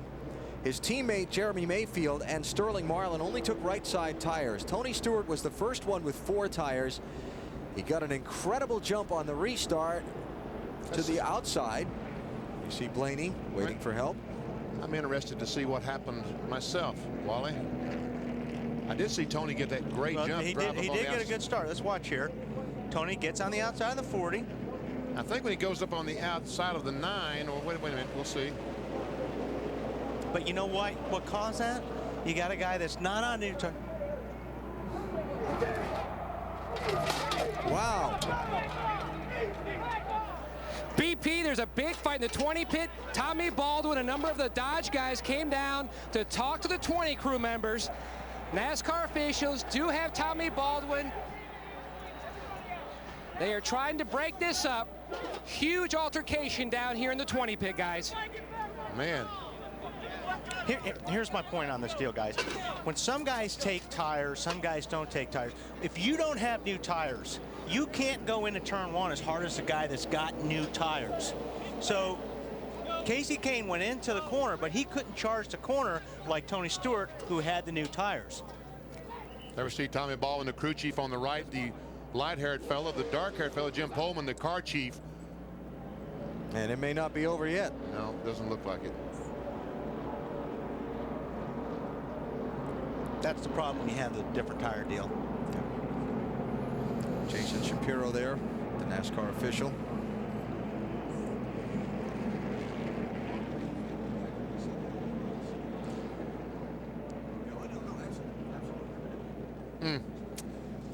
Tempers have boiled. Yes, they have. Hey, this is no different than any sporting event.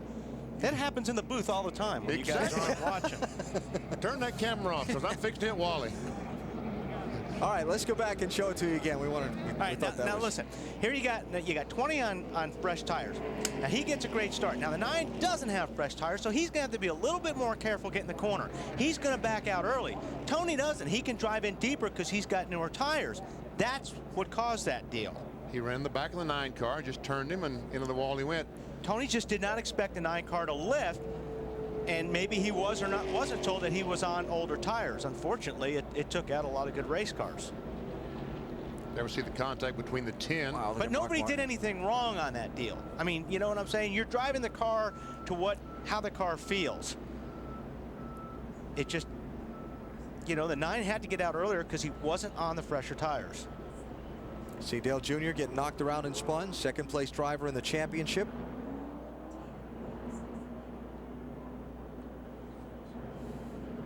And once the 9 car comes off the wall, he leaves those other fellows behind him with no place to go. You know, we're talking about the guy that was leading the race spinning. On a restart with the whole field bunched up together. Fortunately, they weren't all up to top speed yet. Sure did a lot of damage not being up to top speed, though, as well.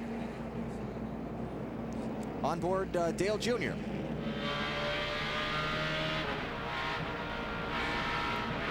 And he got nowhere to go in a situation like this. I mean, well, actually, Junior checked up and somebody hit him. Someone ran the back of him and spun him around. That's right. When you're trying to pick your way through on a wreck like this, when you're in something like this, you're seeing things happen. When you back off, sometimes you get nailed. Wow, that was a great job by Jeremy Mayfield. Scott Riggs, he doesn't make out as well. He sees something happen, he checks up. And in front of you. Checks up. Back her down. Oh, here and has nowhere to go. There comes the 30, which leaves him no place to go. Let's see. There, Tony Stewart goes by the 40 car. And here he comes up right on the back of the 9 and just touches him, but just entering the corner. Turns the 9, around he goes.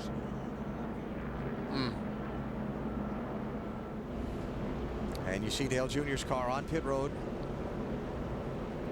for repairs, and Jeff Burton is already back into the garage. Dave Burns is with him. Yeah, a man who had a great car, was running the high line like you talked to Benny about, and then Jeff, what happened out there? Well, I really don't know what happened. I just saw the 9 car sideways, and I don't know what started. It obviously got run into based on the way he was pointed, and then the guys behind me just didn't get checked up. You know, it's just one of those things. Nobody behind me did anything wrong.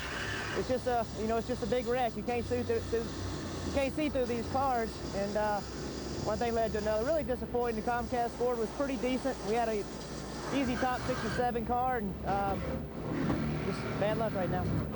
How bad is the damage? Can you get back out? The chassis is not hurt. It just it knocked the oil cooler and knocked all that stuff out of it, so it doesn't have any oil pressure. I shut it off and I'm sure we didn't hurt the engine, but we got to fix the radiator and all that. The frame's not hurt, but the body and the radiator and all that stuff's tore up. You hear the work going on. Let's go over to Matt. Well, Dave, here in the 20 pit, Scott Deal is on a golf cart. He is going to be taken to the infield care center, or they're going to try to administer some work on his elbow and his face. He does have scratches. His elbow is bleeding. He was knocked down on the concrete. Other than that, he is okay. You know, when there's trouble though in that pit, he's one of the first guys that's going to protect you. So he's the guy that you want on your team. The car chief on this team. Now the incident started when Tom Baldwin Jr., Casey Kane's crew chief, came down to the 20 pit to voice his frustrations with Greg Zipadelli over what happened on the racetrack. And from there, they all ended up in a pile. And believe me, Tommy Baldwin's no wuss either. No. Well, I can tell you one thing for certain, Matt. Well, now it's just cleanup here in the 20 pit, as NASCAR officials have already talked to J.D. Gibbs and Greg Zipadelli, Jimmy Maycar. Now, what the 20 team will do now, they're going to go through their pit, clean things things up, make sure they have the tires in the right position, make sure everything in their pit that they need to service the race car, which was knocked over and moved around during that scuffle, is okay and back in place for the next time Tony Stewart hits pit road. I can tell you one thing for certain. There will be some fines and or suspensions and or whatever coming out of that. But, you know, once again, Tony this year, you know, he's been impatient. Several times he's been impatient. And this was another classic example of being impatient. You know, I understand what you're saying, VP, but I've been in that situation. I mean, I crashed Jeff Gordon one time at Rockingham, same deal. I mean, I was on new tires and he was on older tires, and I went down into turn 1 and he got out of the gas a lot quicker than I expected, and man, he was gone. So, on a restart? On a restart. Oh. Bill? Well, Benny, some of the other guys trying to work on their cars that were involved in that crash. Third lengthy stop for Dale Earnhardt Jr. They have checked the toe. They have checked the rear. It's all properly aligned. They taped up the right side, and they tried to tape up some of the crush panels that would keep the fresh air in the car and hopefully the fumes out of the car for Dale Earnhardt Jr. Matt? Now, Bill, a further update here in the 20 pit. Now, under this caution, Tony Stewart was telling Zippy his side of what happened on the racetrack. He said he didn't know if the 9 car checked up or if something happened. He saw him starting to check up. He tried to roll out of the throttle the best he could without causing something behind him, and then you saw what happened. Yeah, like I said, I really believe Matty checked up because the 9 went in as far as he could with those tires. The end result is that there are a few cars in the garage, a few cars beaten up, and Tony Stewart is the race leader. A few guys beaten up. A few guys beaten up too, yeah. Dale Jarrett and Robbie Gordon got a lap back because they were in front of the leader when the caution came out. In this mess, down in turn 1 on a restart.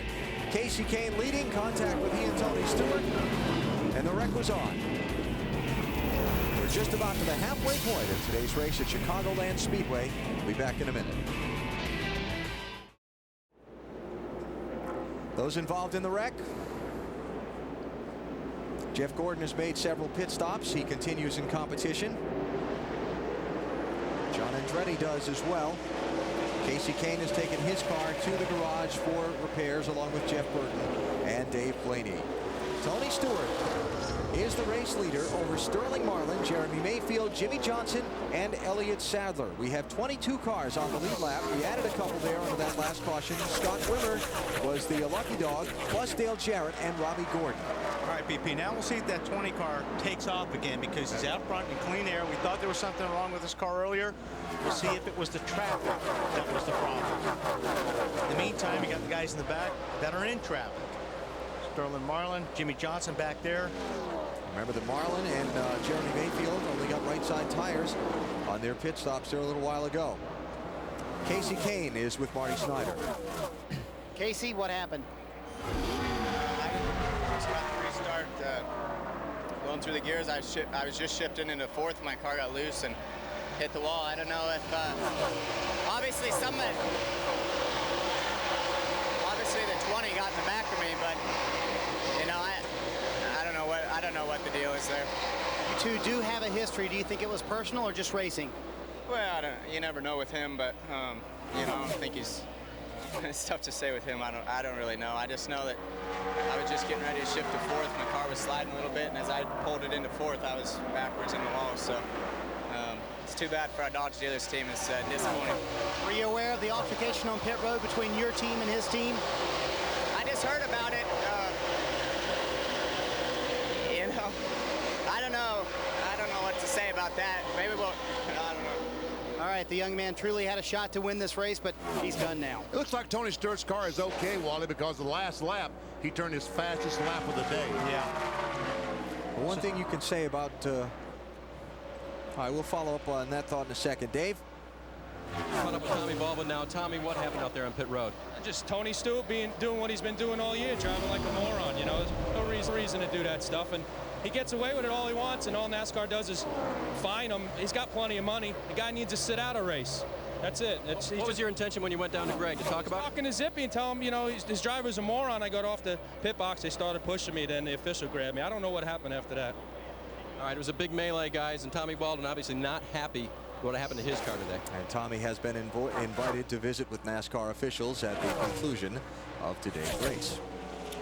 I guess we got to get it. Don't in basketball, isn't there a rule that the coaches can't leave the coach's box, or the players leave the bench, or, you can't leave your pit box? I guess you got to come up with a rule. We got a third man in rule in hockey.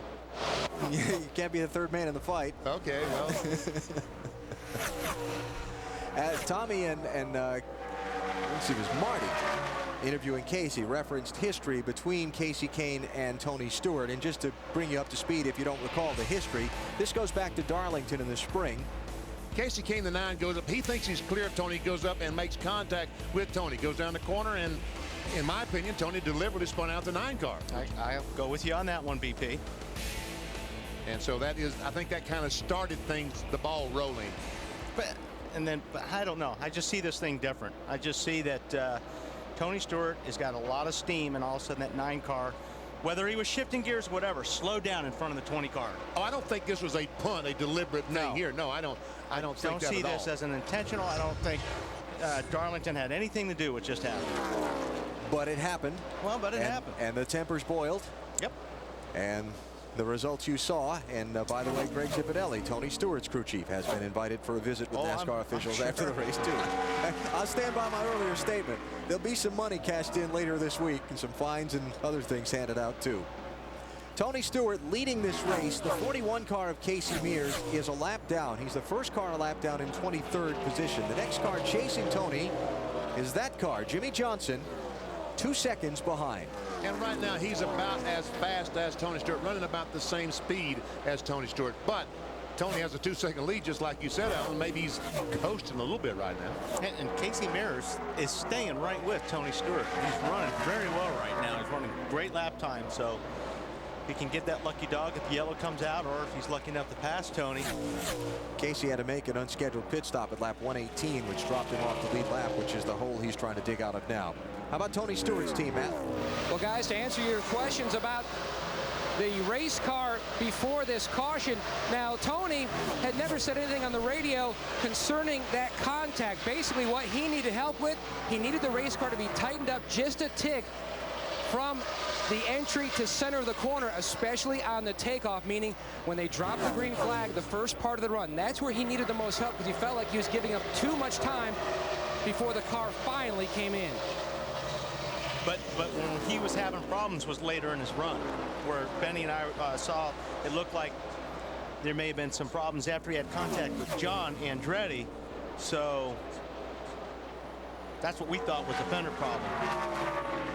And it could have been, just as we talked about, an arrow situation, right, getting up behind the 0 car aboard Burt, not being able to get by because of an arrow push situation. Well, they fixed it, Matt, regardless if whatever they did, because he looks like he's running pretty good right now off the bat. Tony's lead over Jimmy Johnson, 2.1 seconds at this point. As you look back. Now, see, I'm not sure if I was in Tony's spot, if I was just let that 41 go.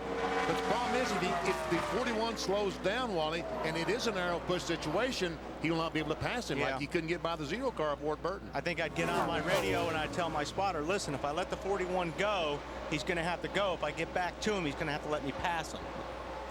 There's Jimmy Johnson, one of the Gillette Young Guns, as we update where those drivers participating in that program are running today. The first micro power shaving system from Gillette, the new M3 Power. The new power behind the Gillette Young Guns. Johnson leading the charge for the Young Guns here in Chicagoland today. How about the 48 car, Matty? Well, earlier in the race, Alan, he was tight trying to get back in the gas. Coming up off the corner, they made an air pressure adjustment to fix that. He also has some left front fender damage. Jimmy says that is making the car tight. Damage in that jam up on the restart, I'm assuming. Don't know. Don't know, but Matt will tell us for sure in a second here, I'll bet. Doesn't matter. Damage looks like right there in the bottom, maybe the valence. The very bottom of the front air dam. See right there? What's happening? It's dragging the racetrack, and it's drug it back. Yep. See right there in the right side of your screen, that valence is pushed backwards. That's not where it should be. It should be pushed out a little bit. Matt's double checking with Chad Canals for us to make sure where they picked that damage up, so we'll hear from him in a second. And you see Jimmy Johnson run this very, very high line. Matt, what are they saying? BP, it happened on that restart. Thank you, Matt. Appreciate the hustle. So your championship leader in the NASCAR Nextel Cup Series, Jimmie Johnson, is chasing Tony Stewart right now. Johnson in search of his 4th win of 2004. Stewart looking for his 1st win of this year's campaign. Well, it has been a rock'em sock'em day here at Chicagoland Speedway, on the track and off. On the track, Tony Stewart leading. Off the track, well, the sport cards aren't all in yet, but we can take you through the field and tell you how your drivers are doing. We'll start with the 20 car. He's up front, and that's Matt Gilpin. If you look back at Tony Stewart's career in Nextel Cup competition, he's never gone this deep into his season winless. He's trying to change that today. The car nearly perfect. Meanwhile, the 48 of Jimmie Johnson. If you throw out a bad run at Bristol and Dover, he has had top 9 finishes dating all the way back to March. His car running very well as well. To Bill. A quiet Sterling Marlin is a good Sterling Marlin. His car is strong. No changes for Sterling in the 40 car. Marty. Bill Elliott Sadler having a very solid day in the 3rd position, a little bit tight in the middle. He came on the radio to the guys and in this exact tone said, it's no big deal. We got a good shot to win this thing today, trying for his 2nd win of the season. Behind him on the racetrack, Jeremy Mayfield has said nothing on this run. The car has been very neutral as the fuel burns off. He gets a little bit tighter the longer he runs, currently in 5th. Dave? Rusty Wallace has been back and forth with the no change or slight change on his car. When he makes no changes, it takes a little time, but it eventually tightens up. That's what happened before the last pit stop. They made a slight air pressure change to get it looser. Bill? Terry Labonte, who drives the 5 car, was in victory lane here yesterday at Chicagoland, celebrating with his son, who won the race. Right now, his car's a little tight in. His crew chief, Jim Long, says we just need some track position, and we'll be in pretty good shape. As for the 16 car, driven by Greg Biffle, he wants 1 round in the right rear on the next stop, so they'll make a chassis adjustment, trying to make that car, which runs good but doesn't look so hot, a little bit better. Snyder.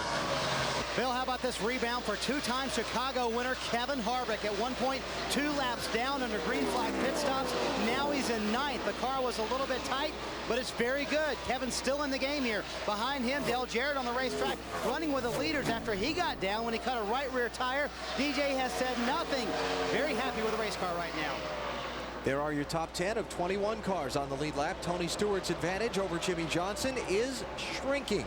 It is down to 1.8 seconds at lap 160. Let's continue going through the field. Jamie McMurray's got one of the fastest cars on the track at this point, Matt. It has been a long, patient day for Jamie McMurray. Back on lap 41, he had to give up a top 10 run to pull debris out of the grill. He has slowly worked his way back into contention.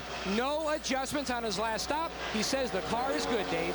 Mark Martin's crew had trouble with the jack 2 stops ago. That made for a long pit stop. During the melee, they also pitted. They thought they might have pitted before pit road was open. So they moved to the tail end of the longest line just to make sure. They weren't sure if NASCAR was penalizing them or not. Marty? Dave, about 15 laps ago, Joe Nemechek came on the radio and said, I'm getting a little frustrated, guys. The car is starting to slide the front nose pretty bad, very tight off the corners. Joe tested his Busch car here, said that really helped him out getting this car ready for today's race. Behind him, we told you not to forget about him. Michael Waltrip started 39th today. He's up to 14th, slowly creeping his way up. Car just a little bit tight. Mikey very happy, Dave. Remember, Brian Vickers had damage on his car earlier. That caused the car to overheat in the front and handle poorly in the rear. They fixed both of those problems, and now the car is pretty quick. No changes on the last stop. Bill? Ward Burton, driving the 0 car, told me they've made some aerodynamic changes for this race. If they go in a positive direction, they'll make more aerodynamic changes for 2 weeks. But listen to this, Benny. They did make 2 click changes on the shock. They made a 2-click change on the shock, Benny. You can work on that, and we'll talk about more of that later. Right now, we'll talk about the 17. 2003 Cup champ is not very happy with his race car right now, Bill. They have been tied all day long. Came down pit road last time, pulled that spring rubber out of the left rear. Matt said, I want it back. Now the car is way too loose. Bill? Been a wild ride for Robbie Gordon today. Several pit stops, car a little bit tight, but he's hanging on in the top 20, hoping to make a move here in the second half of the race. Matt? A good and bad day for Bobby Labonte, running 19th. The good, his 10-year-old son Tyler finished 3rd. in the Gasoline Alley Nationals at the Indianapolis Motor Speedway, a quarter major race earlier today. But the bad, his car is loose again. It just goes back and forth between tight and loose. They continue to adjust. It continues to go back and forth, Dave. Scott Wimmer having kind of a tough rookie day. They got down a lap early in this race just because they lost track position for so long. Then they got the lucky dog pass the last time. This time they took 4 tires during the stop, but couldn't put fuel in. They still haven't found out why NASCAR wouldn't let them put fuel in, Bill. Jeff Gordon was not involved in that crash on the restart in the 24 car, but under the last 2 caution periods, they have made numerous pit stops and wholesale changes on this car. From the driver to the crew, we are in worse trouble now than we were. I don't know what to tell you guys. Signed, Jeff Gordon. So it's fair to say that Gordon's effort to win a third straight win is in a lot of trouble. Think of this, guys. There have been 11 different drivers lead today. We've run 166 laps. Tony Stewart has led 119.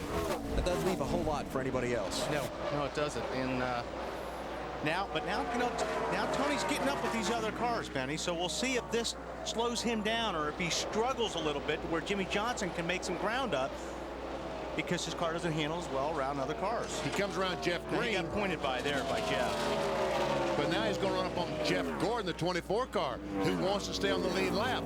Let's see how much trouble he has getting by Jeff. The only problem is on the Jeff deal, he may be so loose he may just let Tony go. That's true. He's in the championship. It's better than crashing his car and trying to race him. All right. Second place, Sterling Marlin has caught Jimmy Johnson. And look at this Sterling Marlin run on the bottom of the racetrack. Looks like Tony Stewart. What's up with the 48, Matt? 48 can't hold him off, says the car is starting to get a little snug. They're expecting to pit around lap 185, VP.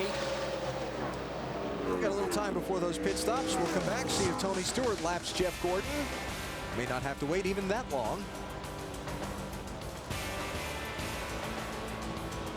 All right, we're confident he's going to make this pass here in a minute. We'll talk about it when we come back to Chicagoland. Full house at Chicagoland Speedway, watching the caution flag fly over the Tropicana 400. It is waved because a piece of metal has come off just at the exit of turn 4 by the double lines that they use to mark the restart point of the racetrack. And so the yellow flag flying today for a 6th time in this race. Jeff Gordon was overtaken by Tony Stewart, but the caution comes out quickly, and so it's the dog, the lucky dog. He's barking. He becomes a lucky dog, and I've heard him say that he doesn't believe in the lucky dog. He will today. He might believe in it today. I guess he doesn't have to take it, does he? No, he doesn't have to. He Not can refuse really have to take it. Here's where Gordon got passed by Tony Stewart. Jeff held him off for a long time, a lot longer than I thought he was. And then about a lap later, the caution came out. And once the leaders go to pit road, Jeff will be waved around the pace car and come back around and make his pit stop and join the tail end of the field. Been talking about the word tight a lot today. If you're new to NASCAR, it's the slang term that the drivers and teams use to describe a car that won't turn very well. Let's go inside the Home Depot garage and try to explain to you what tight is. The car goes in the corner. When the car's perfect, the tires are green. But when they turn red, those front tires turn red, the rear ones are still green. You turn the steering wheel, it just won't turn. It goes up the racetrack. And that is an understeering or tight race car. Now, a minute ago, Bill Weber was giving us an update from Jeff Gordon's pit, was talking about changing the clicks on a shock.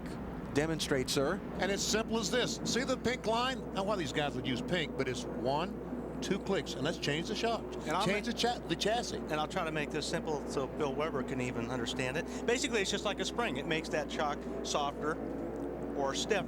So you're making an adjustment. You know, a lot of these guys use tire pressures, and that changes the spring rate. This is kind of another way to change the spring rate. Well, did you understand that, Weber?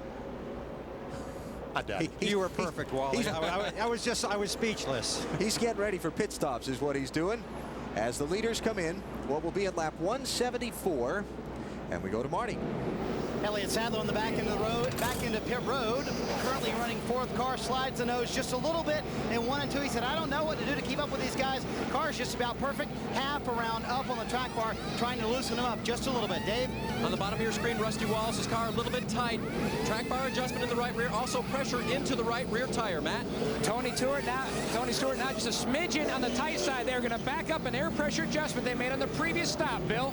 Sterling Marlin gets 4 tires, gets a tear off removed from the front windshield, waiting for the lefts to tighten up. The car is good, no chassis adjustment. The race is on. Oh, he almost did it, but I think he got out right behind Jimmy Johnson.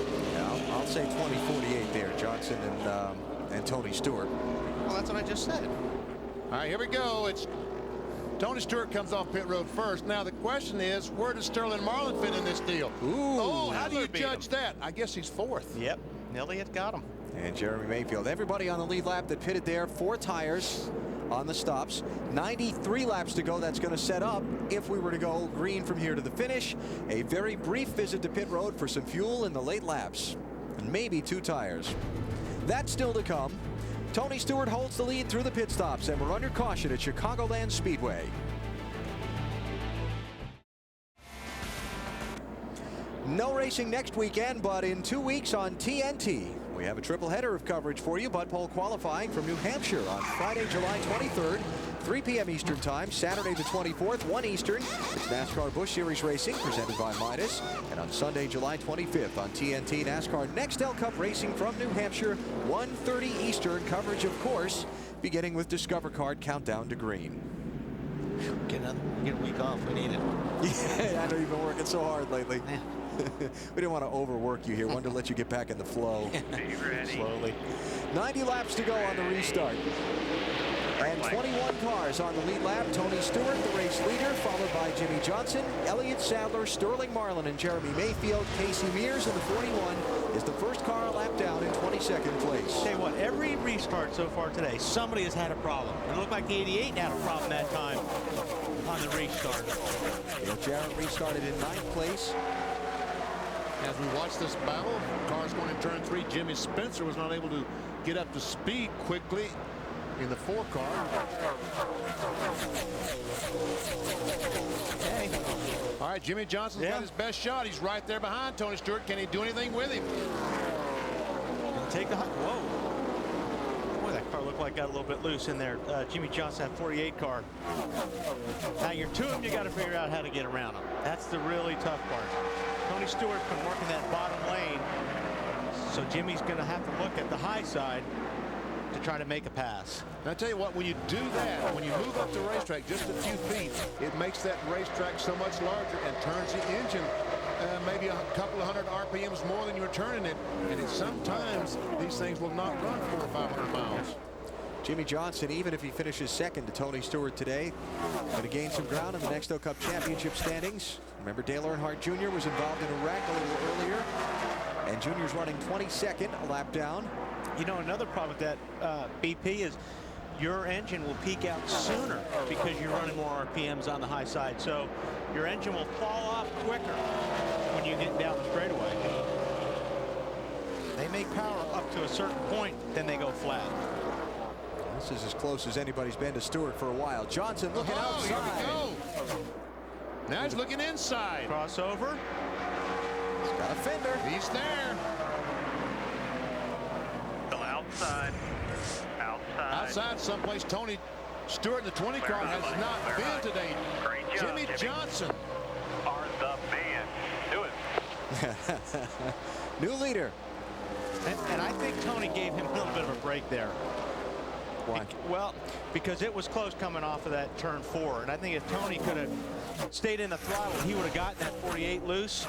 I don't think he wants any more of that today. I think he was pretty nice about that move, because the 48 was sliding right up in front of the 20 car. Could have also taken his fenders off, too, if he stuck to the outside of Jimmy and Jimmy didn't know he was there. Yep. Been something kicked around the last couple of days. We want to kick around with you our singular race talk poll.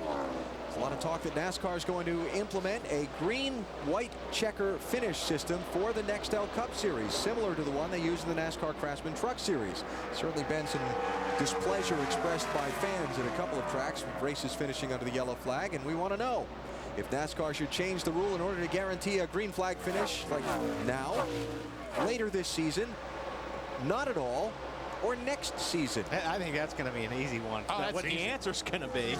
I'm not going to sway anybody's opinion. Just vote your heart, folks. There are some people who would prefer not to change the rules of competition in the middle of a year. We'll find out. Don't try to sway these people. Let them vote their hearts. Let the people vote. That's right. That's why I wanted to just offer the options and see what the people feel. Okay. All right, we'll find out. 1 million. Wait a minute. Caught your eye, huh? Where's the phone? Jimmy Johnson gapping Tony Stewart by about a half a second.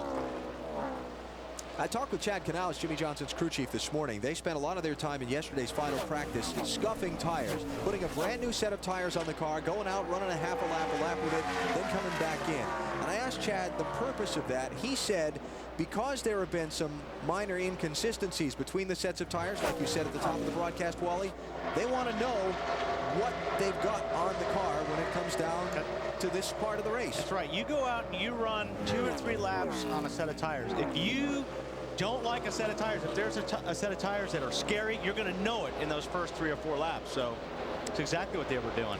Battle for 4th position between Sterling Marlin and the silver 40 and 19 Jeremy Mayfield. Mayfield has the measure on him now.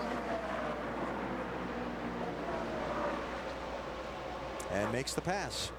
Terry Labonte joining the affray there in 6th position, Bill. And if you think Jeff Gordon was the lucky dog on the last caution, Terry Labonte was probably the lucky dog.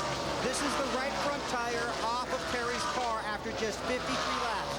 You can see right here, Wally and Benny, all this rubber is gone.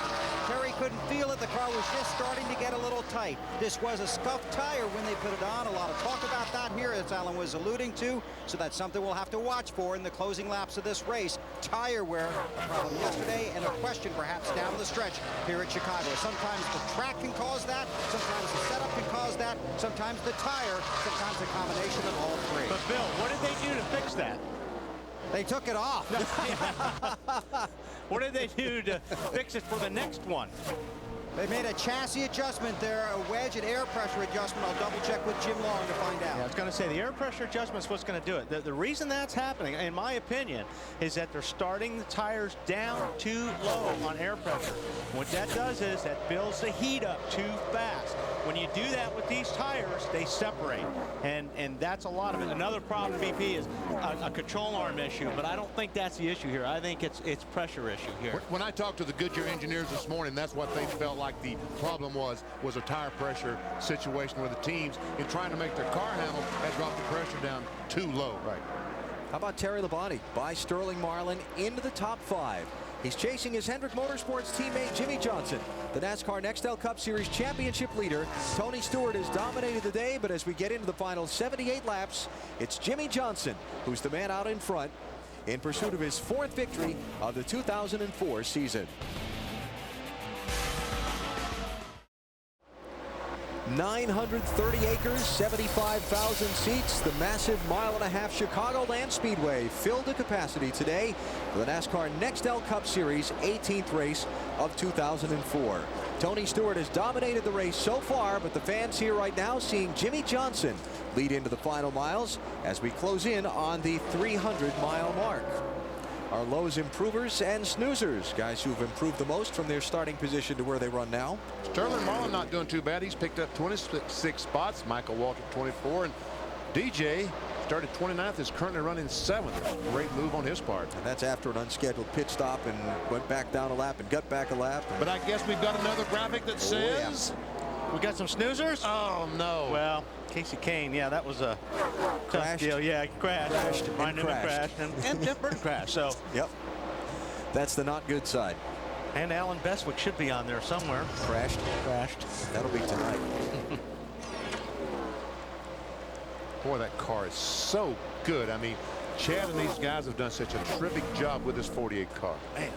All right, let's take you back through the top 10. Get updates from pit road. A mini through the field. Bill, start us off. Oh, I'm sorry, Matt. In the battle of the home improvement cars, currently the blue and silver colors of Jimmy Johnson out front. They fixed the fender on their last stop, almost beat the 20 car off pit road. He now says the car is not stuck. It's just a tick on the free side, but good. Tony Stewart hasn't said a whole lot on the radio, just the fact that back on lap 196, he said it's a little bit too free on entry right now. They still have one more stop, Marty.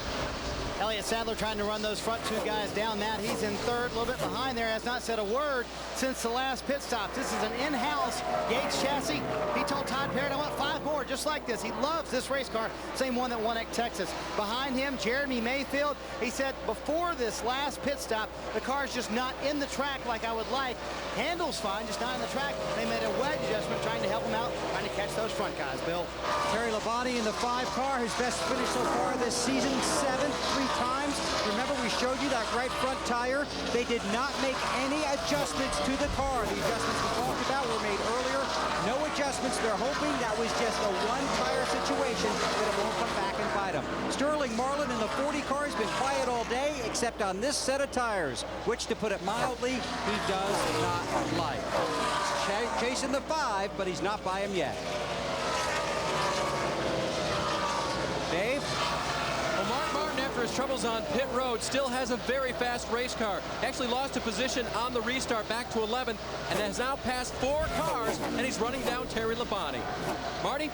The 88 is in 8th, Dave, and they've come from the back to the front, to the back to the front. This last stop, 4 tires, no changes for DJ. The car feels very good. 15th in points, but remember, only 66 points out of 11th, Dave. Brian Vickers started the day on the outside of row 2. Remember, damage sent him back in the pack. He's worked his way back up. They put the best set of scuffs, according to them, on the car. No chassis changes last time down pit road. Matt? Rounding out the top 10, and 10th is Jimmy McMurray in the 42 car. What a rebound. Remember, earlier in the race, he had to pit unscheduled to remove that debris out of the grill. Battled back, trying to solidify a nice finish today. They made an air pressure adjustment on his last stop. They're going to add that back on his next stop because the car is now really tight. McMurray had a windshield tear off from another car just after the first set of pit stops. Get across what is a very small grill opening on these Nextel Cup cars, and engine temperature was shooting up. He had to come in and get it fixed. Nice rally. As our pit reporters were taking us through the field of top 10, I was looking at the score and monitoring. And I tell you what, if Mark Martin in that 6 car can get some track position, yes, he can race with these guys. Yeah, he's fast, and he's looking for that clean air.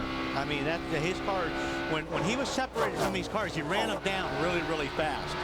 Now that he's gotten to them, he's still faster, but he's about 2/10 slower than when he was by himself.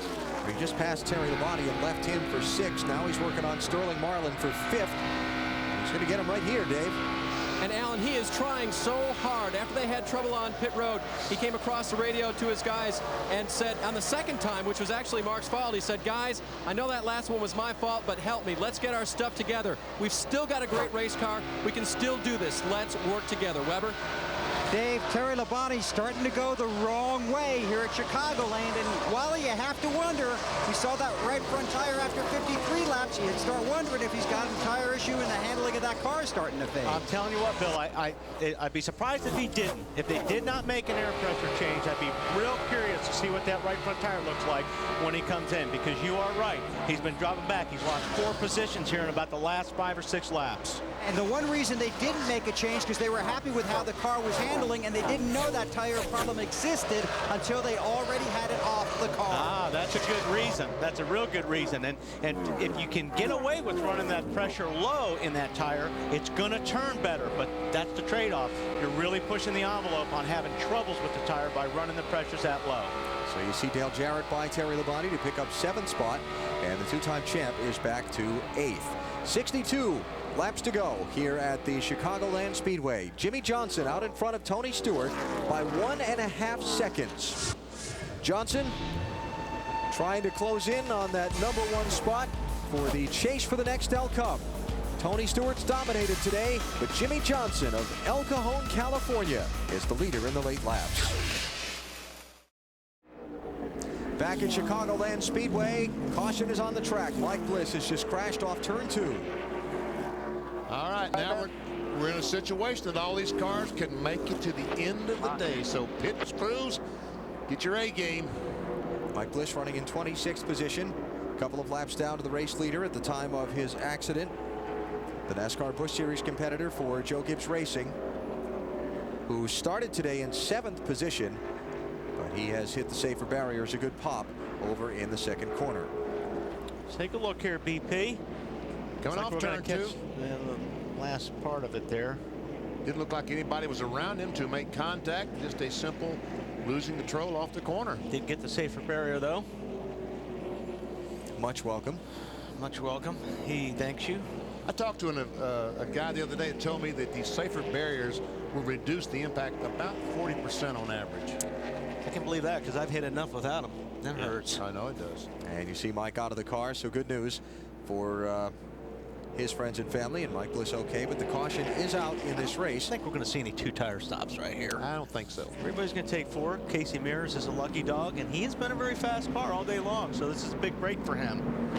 Yeah, we got 58, it'll be 57 laps to go when they stop. That's almost a full fuel run, so you're going to need the 4 tires. Yep. Because you're going to have to wait on the gasoline anyway. Right.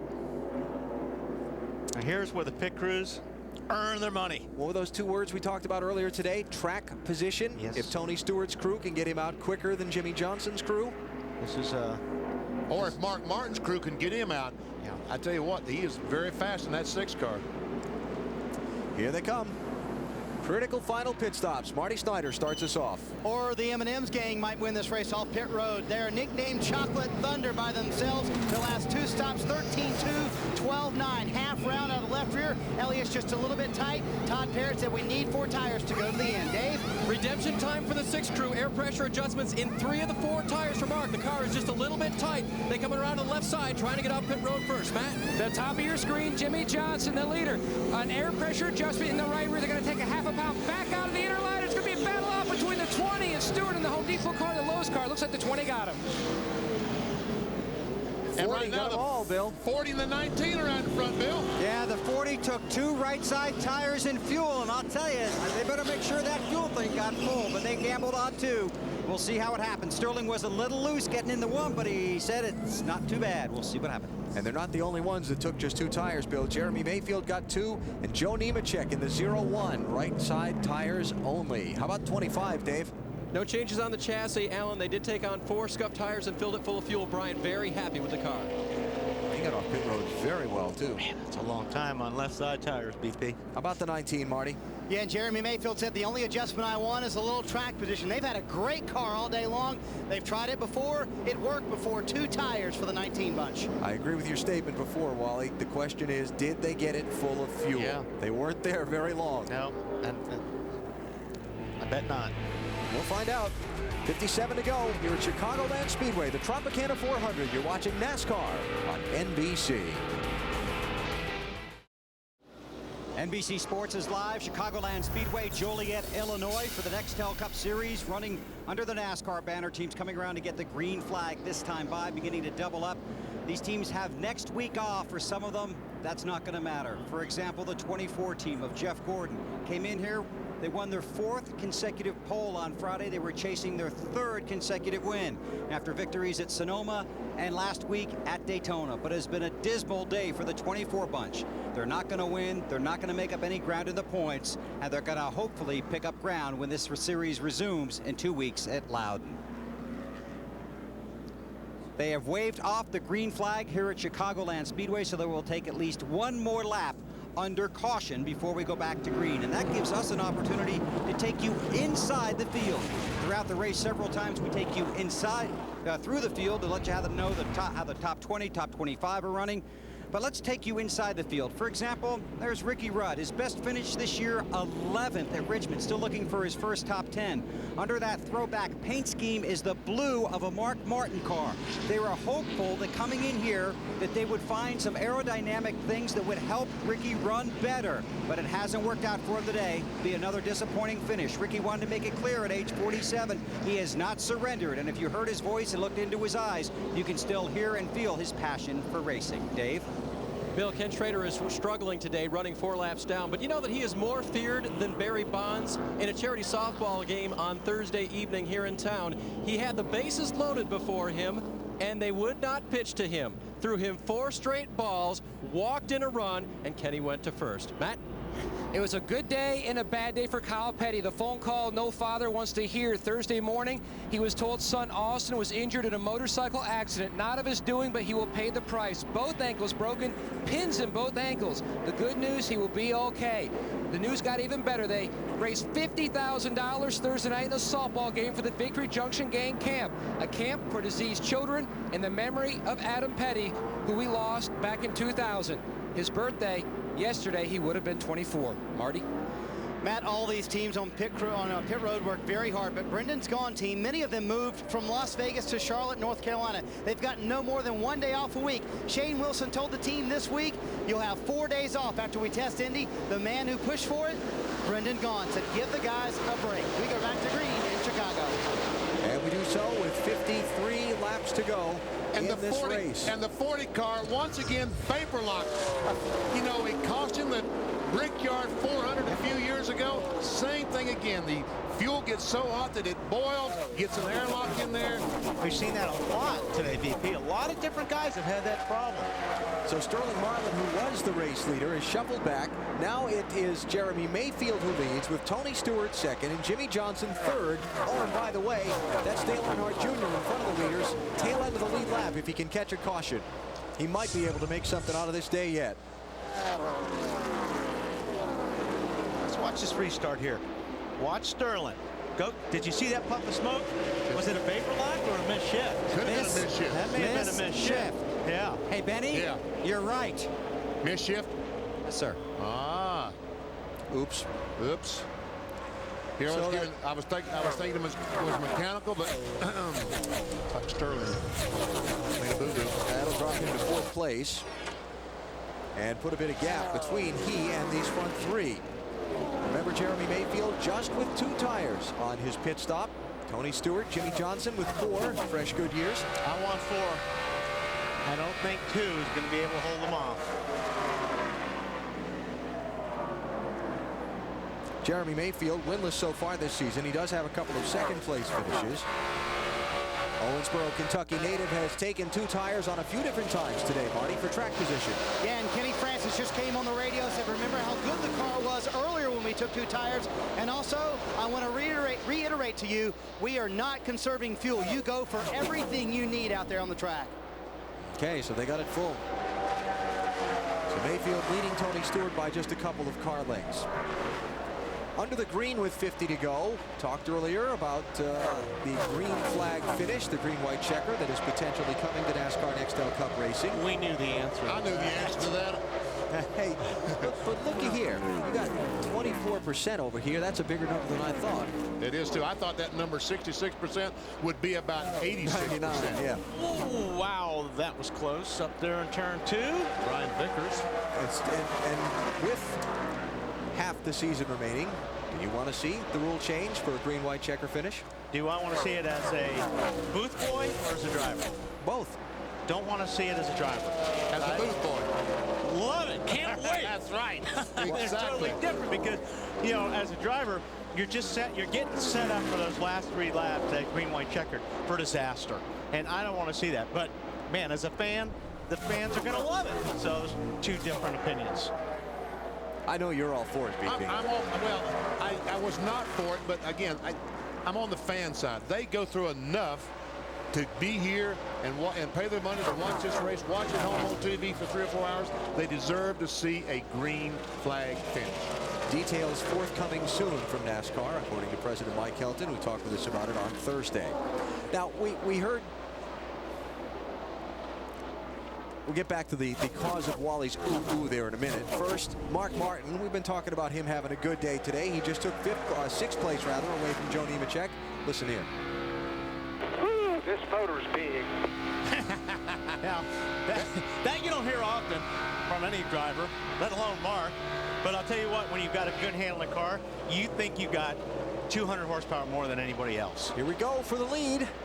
Putting Dale Jr. a lap down. Tony Stewart right up on the back bumper of Jeremy Mayfield. They've shaken Jimmy Johnson for a second. This is just a matter of time, I think, Alan. I really think that the 20 car is just, all he's got to do is be patient here.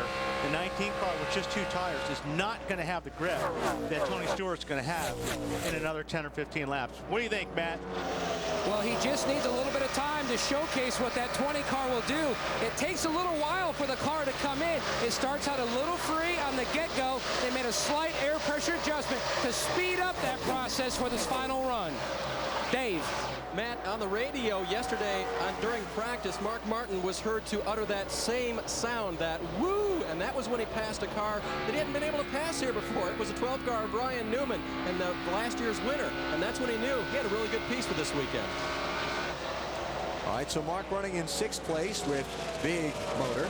And here's the cause for Wally's a minute ago. Watch Brian Vickers, the yellow stripes with the tape flapping top of the screen. Actually, Rusty Wallace got loose and darn near ran into the 25 car Brian Vickers. It's almost like Brian Vickers was seeing out the back of his head because somehow he realized that he needed to give Rusty some room. If he had not given him room, there would have been a crash. Rusty running in 11th. Brian Vickers falling back to 14th place. 43 laps to go. Jeremy Mayfield trying to hold off the driver who's dominated the race so far, Tony Stewart. You're watching NASCAR on NBC. Time for a Ford Built Tough moment. We've been talking engines where Fords are concerned a lot this season. Marty has more. Yeah, in Chicago marks actually the first race where all the Ford teams are running the newly designed power plant. So what makes this engine better anyway? The new D3 engine. In essence, the engine is more efficient. The biggest change is the angle of the cylinder head port, which makes for a straighter path for the fuel to get from the carburetor to the engine. Plus, the exhaust port angles have changed, which allow for a better outflow. What does that mean in English? About 10 to 20 horsepower and 400 extra RPM. And the drivers say they really notice a difference when they get back on the gas. They can tell the difference because they have much more response from the throttle. Mark Martin said earlier his engine was big. I think they all agree they have much better horsepower right now. Log on to FordVehicles.com/chase to find out how you could win the next F-150, the official truck of NASCAR. Big power for those Ford cars, huh, BP? I'm telling you, Mark Martin is making the most of it as he goes by Sterling Marlin into the 4th position. He might be a little bit too far behind these guys, these leaders, Jeremy Mayfield, Tony Stewart, to catch him. A caution flag would put him where he needs to be. Or if Tony Stewart and Jeremy start racing each other, if Mark can get some fresh air and have nobody around to race with, I think he may be able to run him down. Well, he's got that now. He's got the clean air. He's going to pass the lap car of Dale Earnhardt Jr. here in a second, and then there's no one between himself and Jimmy Johnson. Problem is, he's about 2.5 seconds behind Jimmy Johnson. So he's got a lot of ground to make up to try and catch that 3rd place car. I'll tell you what's surprising me is that Jeremy Mayfield has put a gap on Tony Stewart for the race lead. Tony has eaten into that gap a very little bit here lately, but not an awful lot. Did you not pay attention to what Wally and I said, Alan? Did we talk about track position? Getting out in front is so important. And I think also, like Matt was saying earlier, the 20 car is loose, and I thought, well, let's see, let's take a while. I watched him a few laps, and when he was back off the 19 car, he was loose. So I think maybe once he gets some time on these tires and the pressure's built up, he'll make a run for the 19 and pass him. I did listen to what you said, BP, about track position, but I also listened to Wally say, give me 4. I'm still sticking with that. Okay. How about Jeremy Mayfield, Marty? Well, Alan, in Countdown to Green, Jeremy talked a lot about how hard it is to win in the Nextel Cup Series. As you just saw on the graphic a moment ago, it's been 4 years and 3 weeks since Jeremy Mayfield won a Nextel Cup race. The decision to take 2 tires has put them in the lead with 32 to go. And I've got to disagree with you, Wally. I'd rather have that clean air. That car is going to be awfully wide. If you hadn't won in 4 years, can you imagine how wide you can make that race car? Oh, there's no Tony Stewart behind you. Yeah, there's no question, Marty. The problem is, if that 19 car gets in traffic before this race is over, that clean air is gone. That's going to hurt him. Here's another twist on the Jeremy Mayfield story. He was one of the guys just outside the top 10 in the championship standings coming into today. He was 12th, and he was 147 points from 10th. With Ryan Newman running into troubles earlier today, Kevin Harvick's had an up-and-down day. Jeremy Mayfield's closing in on competing for that top 10 cutoff at Richmond in September. Big day for him. And Mark Martin as well. You see, Mark is only about 80 points out of 10th spot. Dale Jarrett closing some ground today. He's running 9th right now. Not with us earlier. Ryan Newman involved in a wreck with Kurt Busch back in the opening laps of this race. Casey Kane in an accident, bumped from behind by Tony Stewart while leading. Another one of those drivers very close to trying to make that chase for the Nextel Cup Championship. All right, we'll see. We'll see who's fast this time. Okay. Check our AOL top speeds at the line. Let's see whether Tony Stewart's making any headway on Jeremy Mayfield and if Mark Martin's making any headway on the both of them. It looks to me like Tony made a little bit on that lap, but we've got a slower car here. But let's take a look. Tony Stewart was quickest. Jimmy Johnson was quick. Look at this, 175. Wow. Told you Mark is fast. That's about 0.3 of a second quicker than the leader. Like I said, now Tony gets to that 19 car of Jeremy Mayfield. They start racing. They're going to slow down 0.3 of a second a lap. If that happens, Mark Martin can catch these guys. He can win this race. Well, I know you guys don't think a whole lot of my math skills, but Mark was 0.3 of a second faster. He's almost 5 seconds back, and he's only got 28 laps. Don't give yourself credit. We don't think much of any of your skills. Oh, okay. Not just the math. Nothing like working with your friends. You ready for a week off? 28 laps to go. Here's our last commercial break under green flag conditions between here to the finish. And of course, as always, with NASCAR on NBC, if anything happens during the commercial, we break out and come back to the Speedway as soon as possible, live. Jeremy Mayfield trying to get his first win in a long, long time. Well, it took him about 27 laps to do it, but Tony Stewart has finally worked his way around Jeremy Mayfield and reclaimed the lead in this race. So here's the pass. He goes up on the high side where those 4 tires were sticking better than the 2 tires of Jeremy Mayfield. Hey, Marty. Hang on there, Wally. We got a yellow. Caution flag is out. Debris in turn 4. Oh, now what do you do with 22 laps to go? There it is, hunk of metal. We saw this exact same thing happen yesterday. Cars stopped. Some cars stopped, changed tires, some 2 tires, some 4 tires. Some cars stayed on the racetrack, and it looked like the cars stayed on the track were better off. I'm not coming in. You're not coming in? No, okay. not with 22 laps to go. And by the way, I mentioned this before, but first car not on the lead lap, Dale Earnhardt Jr. It's a lucky dog again. He's a barking. He will get the free pass and come back around and rejoin the chase for a good position. He'll come in and get 4 tires. Guarantee he's going to buy 4 new Goodyears. And with 22, now make it 23 cars on the lead lap with Junior, although we'll set him out because he has to start 23rd by the rules. 22 cars on the lead lap. If I'm the guys from 10th on back, I'm getting 4 tires. Absolutely. But if you're in the top 3 or 4 cars, don't forget these guys are going to have to start double file. Yeah. If I'm going to be in the top 3 or 4, if I'm Mark Martin, I'm not coming in.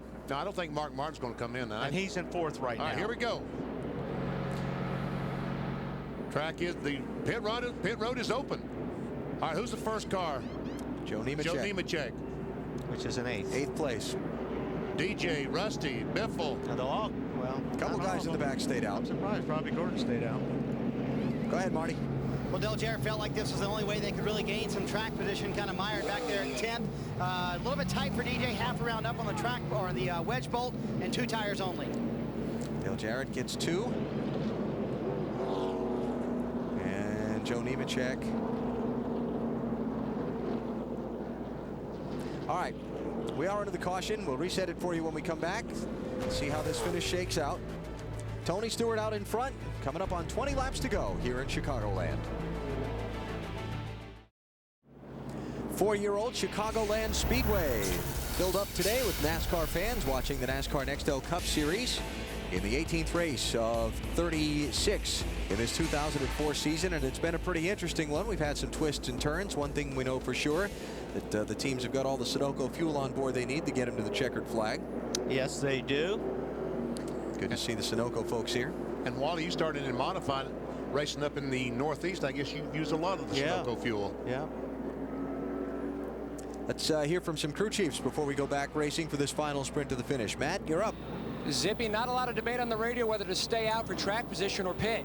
Yeah, it's tough. It seems like our car, we finally got a little bit free. That last segment, we put that set of tires, put a half pound back in the right front. It's pretty good right now. But track position's worth so much. You know, these guys have done a great job all weekend. We've kind of been set behind early in the week, but good, strong team, and Tony's doing a great job. When you look at this team's history, they have a 3rd and a 2nd here. They need to pay it off and get a win. Marty?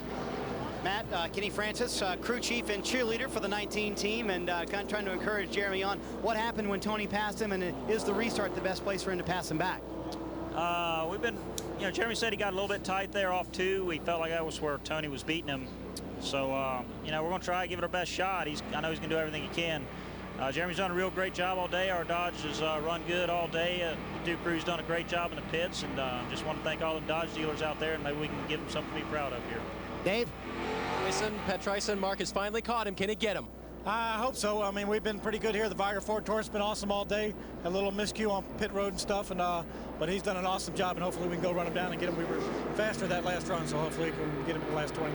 Bill? Robbie Loomis, high hopes today. What happened? We just, we had a problem on the left rear. Looks like the left rear jack screw backed off the thing. We finally caught it on the 1 pit stop. Got it adjusted. The car just lost all its wedge, got extremely loose. We did a lot of things to tighten it up. Once we got the wedge back in, it was way too tight. Now we got 4 new tires, 18 laps to go. It's going to be real exciting.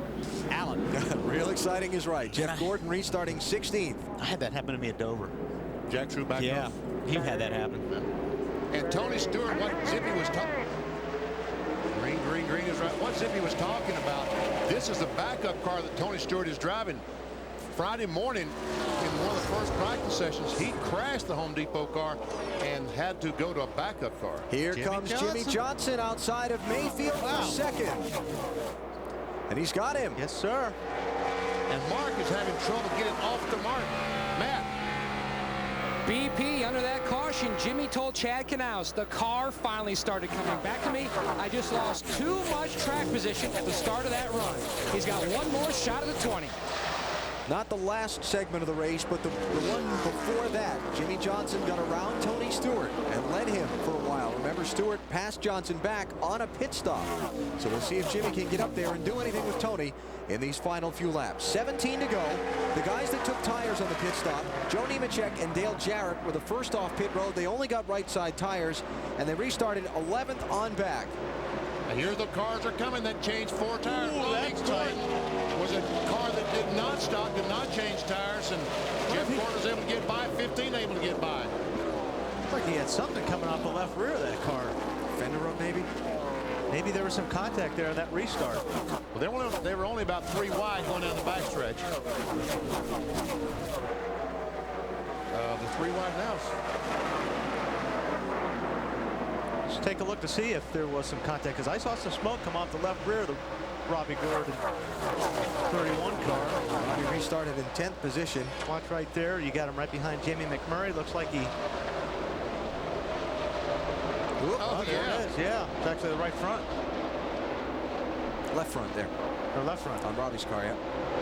Oh, and there's the left rear. Okay, so we got the left front and the left rear. Trade and paint at 180. Yep. No problem. Look at this. Oh, Robbie Gordon into the back of Jeff Green, and around Jeff goes. Wow. Caution is out. At 14 laps to go. Look out. That was close. Boy. I'd like to see what started all that. Well, we've got an idea. They were bouncing off each other like they were on a quarter-mile Saturday night. Now, the 43 had to do something with 31. Let's take a look. Okay, there. Wow. Well, that's the end result.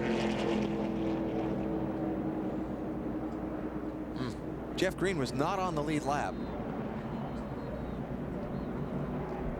He was not on the lead lap. Robbie Gordon was racing with several other cars for position, and once again, he became impatient. Yeah, he's racing with the 16, correct? Yes, that's correct. And then he gets in behind a car that's a lap down. I think you're right, BP. A little bit of, hey, get out of my way. Pit road is open. See if we have any takers this time. Jeff Green into the wall in turn 3, bringing out the caution flag for the 9th time in this race. Here comes the 25 car down pit road. Robbie Gordon has decided now he will pit. Dave? Yeah, Brian Vickers had contact on that racing you were showing out there, guys. Pretty exciting stuff, but not for Brian. Thought he might have a left front tire down, so he said, let's come in, put on 4, get back up with the lead lap group, and hopefully race this thing to the end. Very few takers on the pit stops. Guys who got tires, best progress during that shuffle of racing, Dale Jarrett up to 6th. So I don't know if there'll be enough laps left for Brian Vickers and McMurray and Gordon here to really make any progress. Probably not, but... And when this thing restarts, there's only going to be about 10 laps to go, so I don't know that. But something has changed. It has been a bright sunshine day. The clouds have now covered the sun. It's overcast. That's going to change the cars dramatically. How it's going to change these front cars, we don't know. I don't know if it's going to change the 20. I think the 20 is still in really good shape, but may help Mark a lot.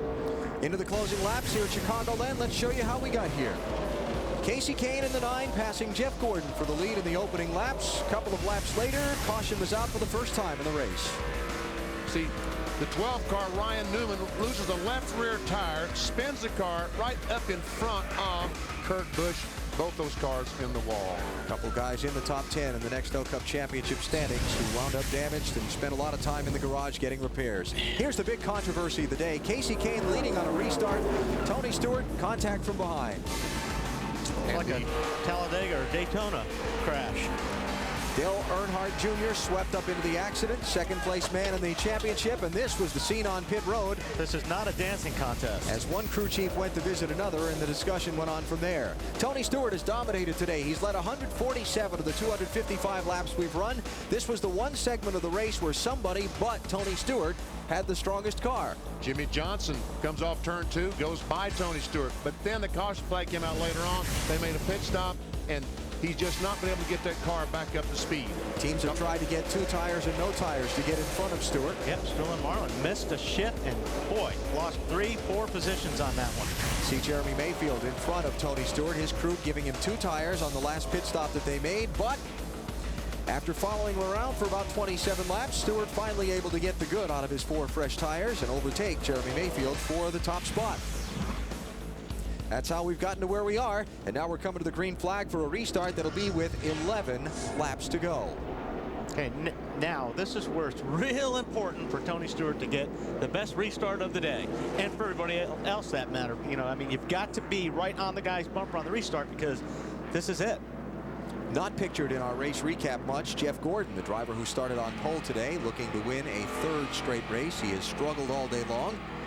A jacking screw backing out of the suspension of his car. The crew has finally fixed it, and Gordon is up to 10th place. And the important thing for Jimmy Johnson, Jeremy Mayfield, Mark Martin on this restart is to get by Kyle Petty. Kyle will probably just go very slow down into turn 1 to give these leaders all an equal opportunity to get by. Green flag. Kind of looks like it, huh? So here we go. Everybody's clear so far except for Mark. 11 laps to go. Mark is clear. Well, that was pretty nice of Kyle. Tony Stewart, Jimmy Johnson, Jeremy Mayfield, Mark Martin, Sterling Marlin, the top 5. Dale Jarrett with 2 fresh tires on his last pit stop, and then Jeff Gordon with 4 fresh tires on his pit stop, trying to make way through the traffic. Elliott Sadler, 38 car, looked like he had a problem on the restart. He was very slow down the backstretch, lost several positions. He goes from 8th all the way back to 12th. Here goes Mark Martin trying to get on the inside of Jeremy Mayfield. He does it. Battle for 3rd. And through. Mark Martin has rallied back. They had a problem on a pit stop. He had to take to the grass during a caution flag and make an extra pit stop. Yet he's up to 3rd, trying to close on the leaders. Terry Labonte trying to get under Sterling Marlin and grab a spot. Look at Jeff Gordon. 8th spot right now. He's going to get done with this day and think of what might have been. Oh, yes. That jacking ball comes undone. Let me tell you something. Those cars are wicked to drive. Working on Terry Labonte for 6th place is Jeff.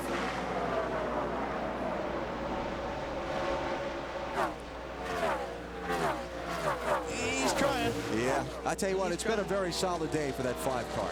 You know, Terry started 24th. His crew chief Jim Long told me this morning they weren't all that thrilled with their car. They made some changes.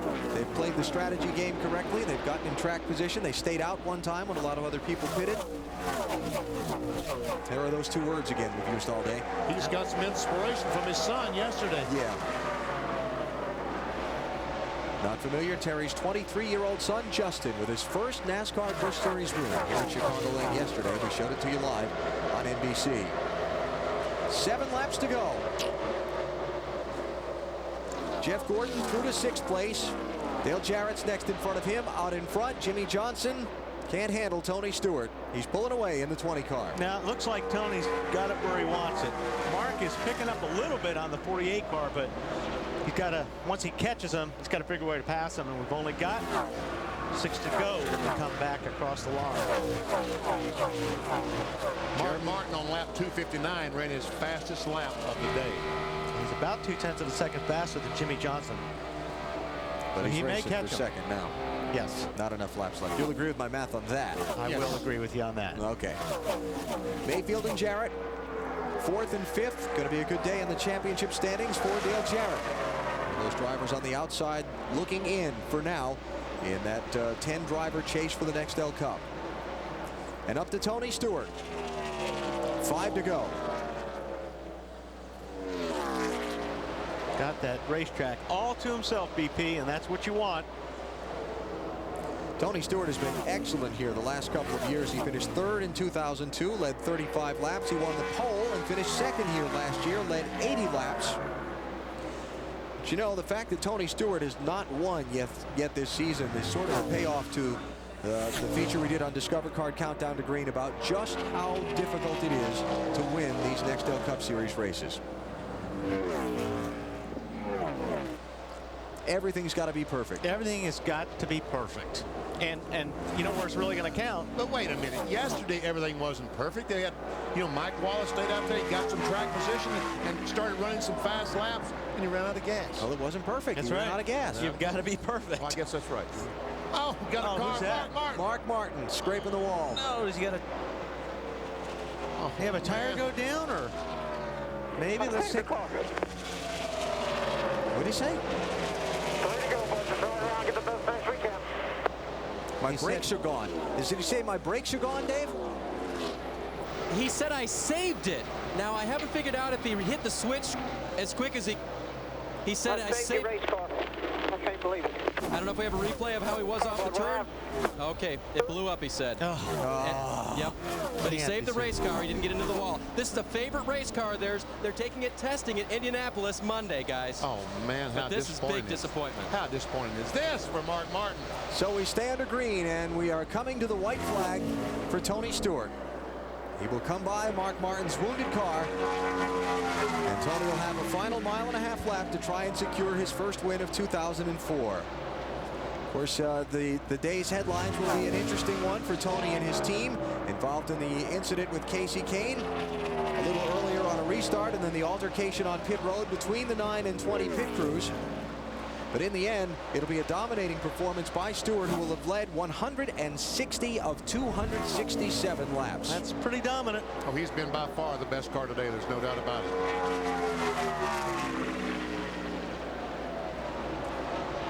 Drivers who won a race a year ago who've not won this year. There are quite a few of them. In fact, 11 drivers. Winners last year, not this. Scratch one off the list. Tony Stewart, with his first win of 2004, he takes the Tropicana 400 in Chicago by almost 3 seconds over Jimmy Johnson. Great run for Dale Jarrett with a 3rd place finish. And how about Jeff Gordon, after his struggles all day long, comes back for 4th. Amazing. You could never count those guys out. Tell you what, DJ and Jeremy Mayfield, both those guys trying to get in that top 10 in NASCAR Nextel Cup. Great run for them today. The winning team headed by Greg Zipadelli. Matt Yoakum's with him. The first time they're going to go to victory lane since last fall at Charlotte. Zippy, how important is this win for you, Tony, and this entire team? Well, you know, we've been through some ups and downs there in the last month or two, but hey, my hat's off to this team. You know, when usually when we get backed in the corner, we fight harder. It means a lot. You know, for everything to happen, everybody's stuck together. Tony stayed focused and did a hell of a job today. A lot of maturity showcased in this pit when the fight broke out. Yeah, that's the one thing good about these guys. You know, they're racers. They're all going to help and protect each other. But, you know, we need to stay focused on what we're paid and what we're here to do. And that's the race. Put a good show on for the Home Depot fans. And, you know, we were able to do that today. So I'm just proud of everybody here. Last 3 starts at Chicago for the 20 team. A first, a second, and a third. He couldn't wait to get to victory lane. I know. I don't blame him. And as Tony pulls into the winner's circle, Chevrolet congratulates Tony Stewart and the number 20 Monte Carlo on today's big win, our Chevy winning moment. No cars dominated Cup racing like the defending manufacturer's champion, Chevrolet in American Revolution. Been a big day for Tony Stewart and company It'll be interesting to see what kind of reaction he gets when he climbs from the window into view of the fans. Yeah, there was no burnout or anything like that. What do you think, Bill? Well, it's certainly been an interesting day and an interesting season for these guys. I talked to Tony Stewart briefly yesterday in the garage before practice. He said, it's nice to see you guys back. I said, it's good to be back. He said, more people might be happier to see you in this garage than to see me, meaning himself. So he knows he's been the topic of conversation and controversies throughout the season. We talked to him at Charlotte as we were getting ready to come to this race, and he talked about how getting back to victory lane was so important for himself and his team. Obviously, a former series champion wants another shot at it. He's always under the microscope. He's emotional, he's talented, but he's also very temperamental. But here at Chicagoland, he definitely is a winner. Tony Stewart sitting in his Chevrolet, still unbuckling the belts, getting ready to climb out and celebrate his first win of 2004.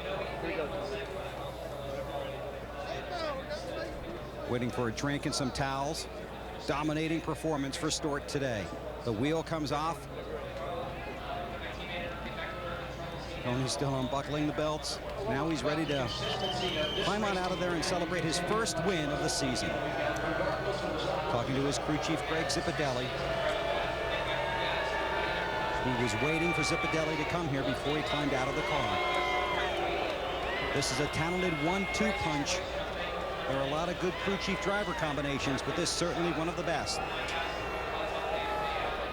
And the fans also waiting for Tony to climb out. Trying to get off all the safety devices, still attached to something. He turns around and takes a look. And all these safety devices designed to protect these drivers during the race can often slow down the victory lane celebration. But this will be a big one. Now he's ready, and here comes Tony Stewart, the winner here at Chicagoland in 2004.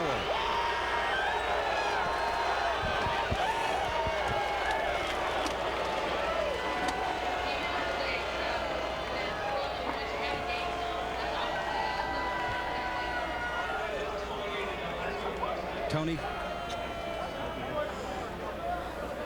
congratulations. Your weekend started off in a tough fashion, losing a race car after someone dropped oil on the track. Then you came back into victory lane, your first win of the year. Yeah, what an awesome weekend, boy. I tell you, these Home Depot guys, they had the longest day on Friday that I think I've ever seen them have on a Friday here. But, you know, they just did a great job. You know, we made some changes yesterday. Zippy and I talked about it, and this thing was just awesome all day long. Tony, tell me about what happened with the 9 of Casey Kane. I wish I knew. I mean, all I know is I got around the 40 car and I got back in the slot and was catching him. I started checking up, and then he checked up. And I don't know if, you know, somebody pinched him to where he had to get out of the gas, or if he missed a shift, or he just shifted, or what. But I mean, I was right on his butt, but all of a sudden he checked up, and like I say, I don't know what happened. I don't know if he got forced, got forced to check up or what happened. But you know, that was a bad deal. I mean, we could have got taken out just as easy as anybody does that. And you know, Casey's one of my young guys that came from the same ranks I did. That was the last guy you'd want to hurt. But you know, I hate it for him, and I hate it for us too. I mean, it could have tore our car up just as easy. I mean, it's not something that was, like I said, I'd like to see what happened too, because I don't know what happened. All I know is I got behind him, and no more than I got behind him, and he checked up all of a sudden. So it didn't make for a very fun restart, that's for sure. Were you aware that the two teams got together on pit road, Tony? Well, no, I wasn't, but I'm sure I'll hear about it. Tony, has this been a disappointing season, a controversial season for you as you stand here in victory lane? How do you look at how things have transpired this year? Yeah, kind of normal for us. I mean, it's taken us a little longer to get going than normal, but you know, this is, you know, a couple months ago is normally when we get started on a good run, and you know, we had a 5th last week and win this week, so I'd say we're going the right direction again. How about your approach?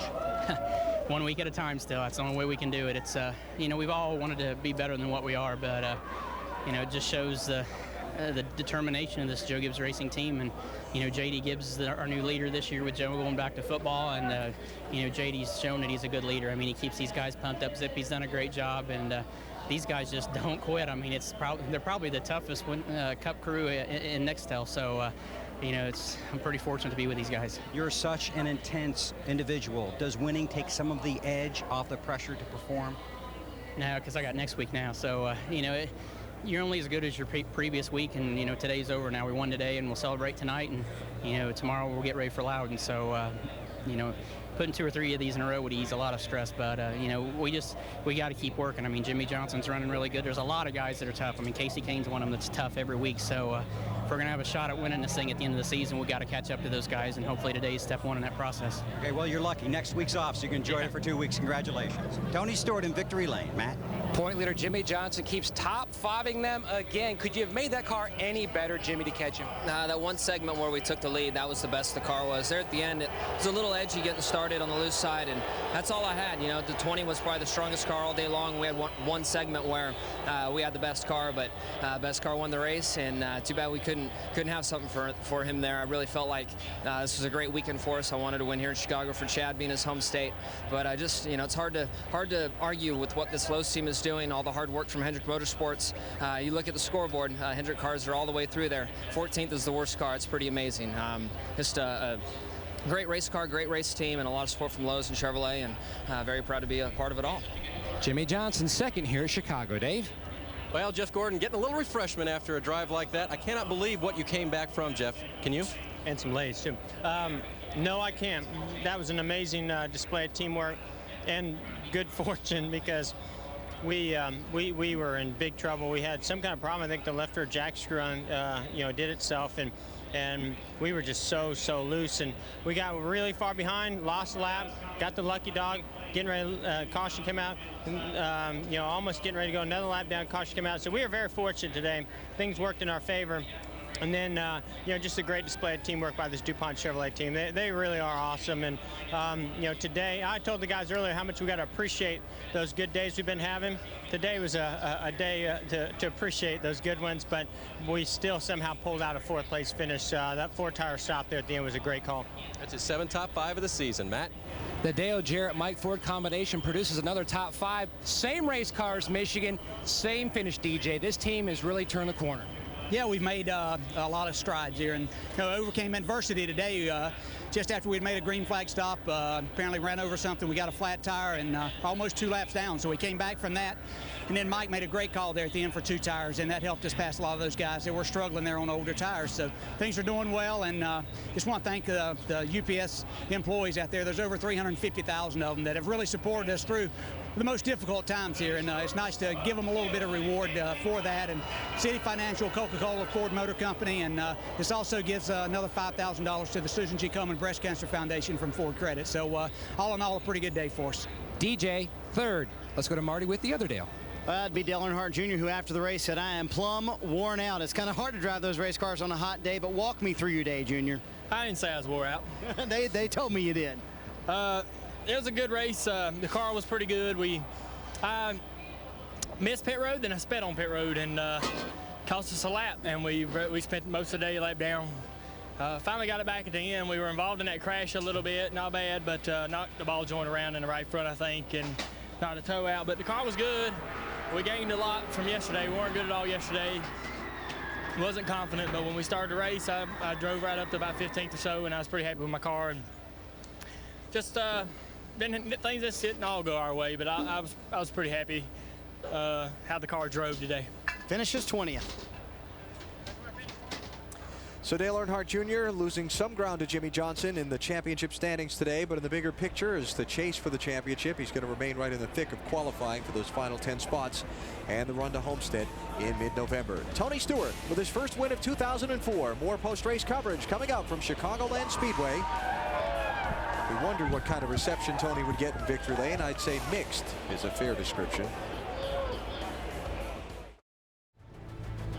Tony Stewart celebrating his win here at the Chicagoland Speedway today. We've heard from all of the top 5 finishers except Jeremy Mayfield. Dave is with him now. Well, Jeremy Mayfield with a top 5 here today. In the pre-race, we talked about how hard it was to win. To you, how bad did you want it today? Well, we wanted pretty bad, but you know, we had a great car all day. We just put on 2 tires at the end. Them guys had 4, and you know, Tony was coming. We run our guts out, and that's all we could do. But you know, our Dodge dealers, UAW Dodge, pretty stout all day. Just didn't quite have enough Goodyears on there at the end to be able to run with him. But he was good all day, and he won the race. And you know, that's a good point stay for us. That's the main thing. Picks up his 6th top 10 this season. And here's the finishing order from today's Tropicana 400. Tony Stewart with his 18th career win and his first of 2004. And it was a good points day for a bunch of guys. It really was. But, man, sickest guy here has got to be the driver of that 6 car. Right there, 24th spot. Oh, that might have taken him out of his chase. To get in that top 10, yes. 10th spot, that's right. Tough day for Ryan Newman. Another driver hoping to stay in that top 10. And we check the championship standings. Ryan hanging into the top 10, but it's tight. The difference between 10th and 11th now is only 65 points. It was 111 at the start of the day. So we're done for Chicagoland. Saturday, July 24th. After an open weekend, we go to TNT for NASCAR Busch Series racing from Loudon, presented by Midas. Then 2 weeks from today, NASCAR Nextel Cup racing from New Hampshire, 1:30 Eastern, starting with Discover Card countdown to green. And next on NBC, except on the West Coast, the U.S. Olympic Trials. For our NASCAR on NBC crew, Alan Bestwick, so long from Chicagoland.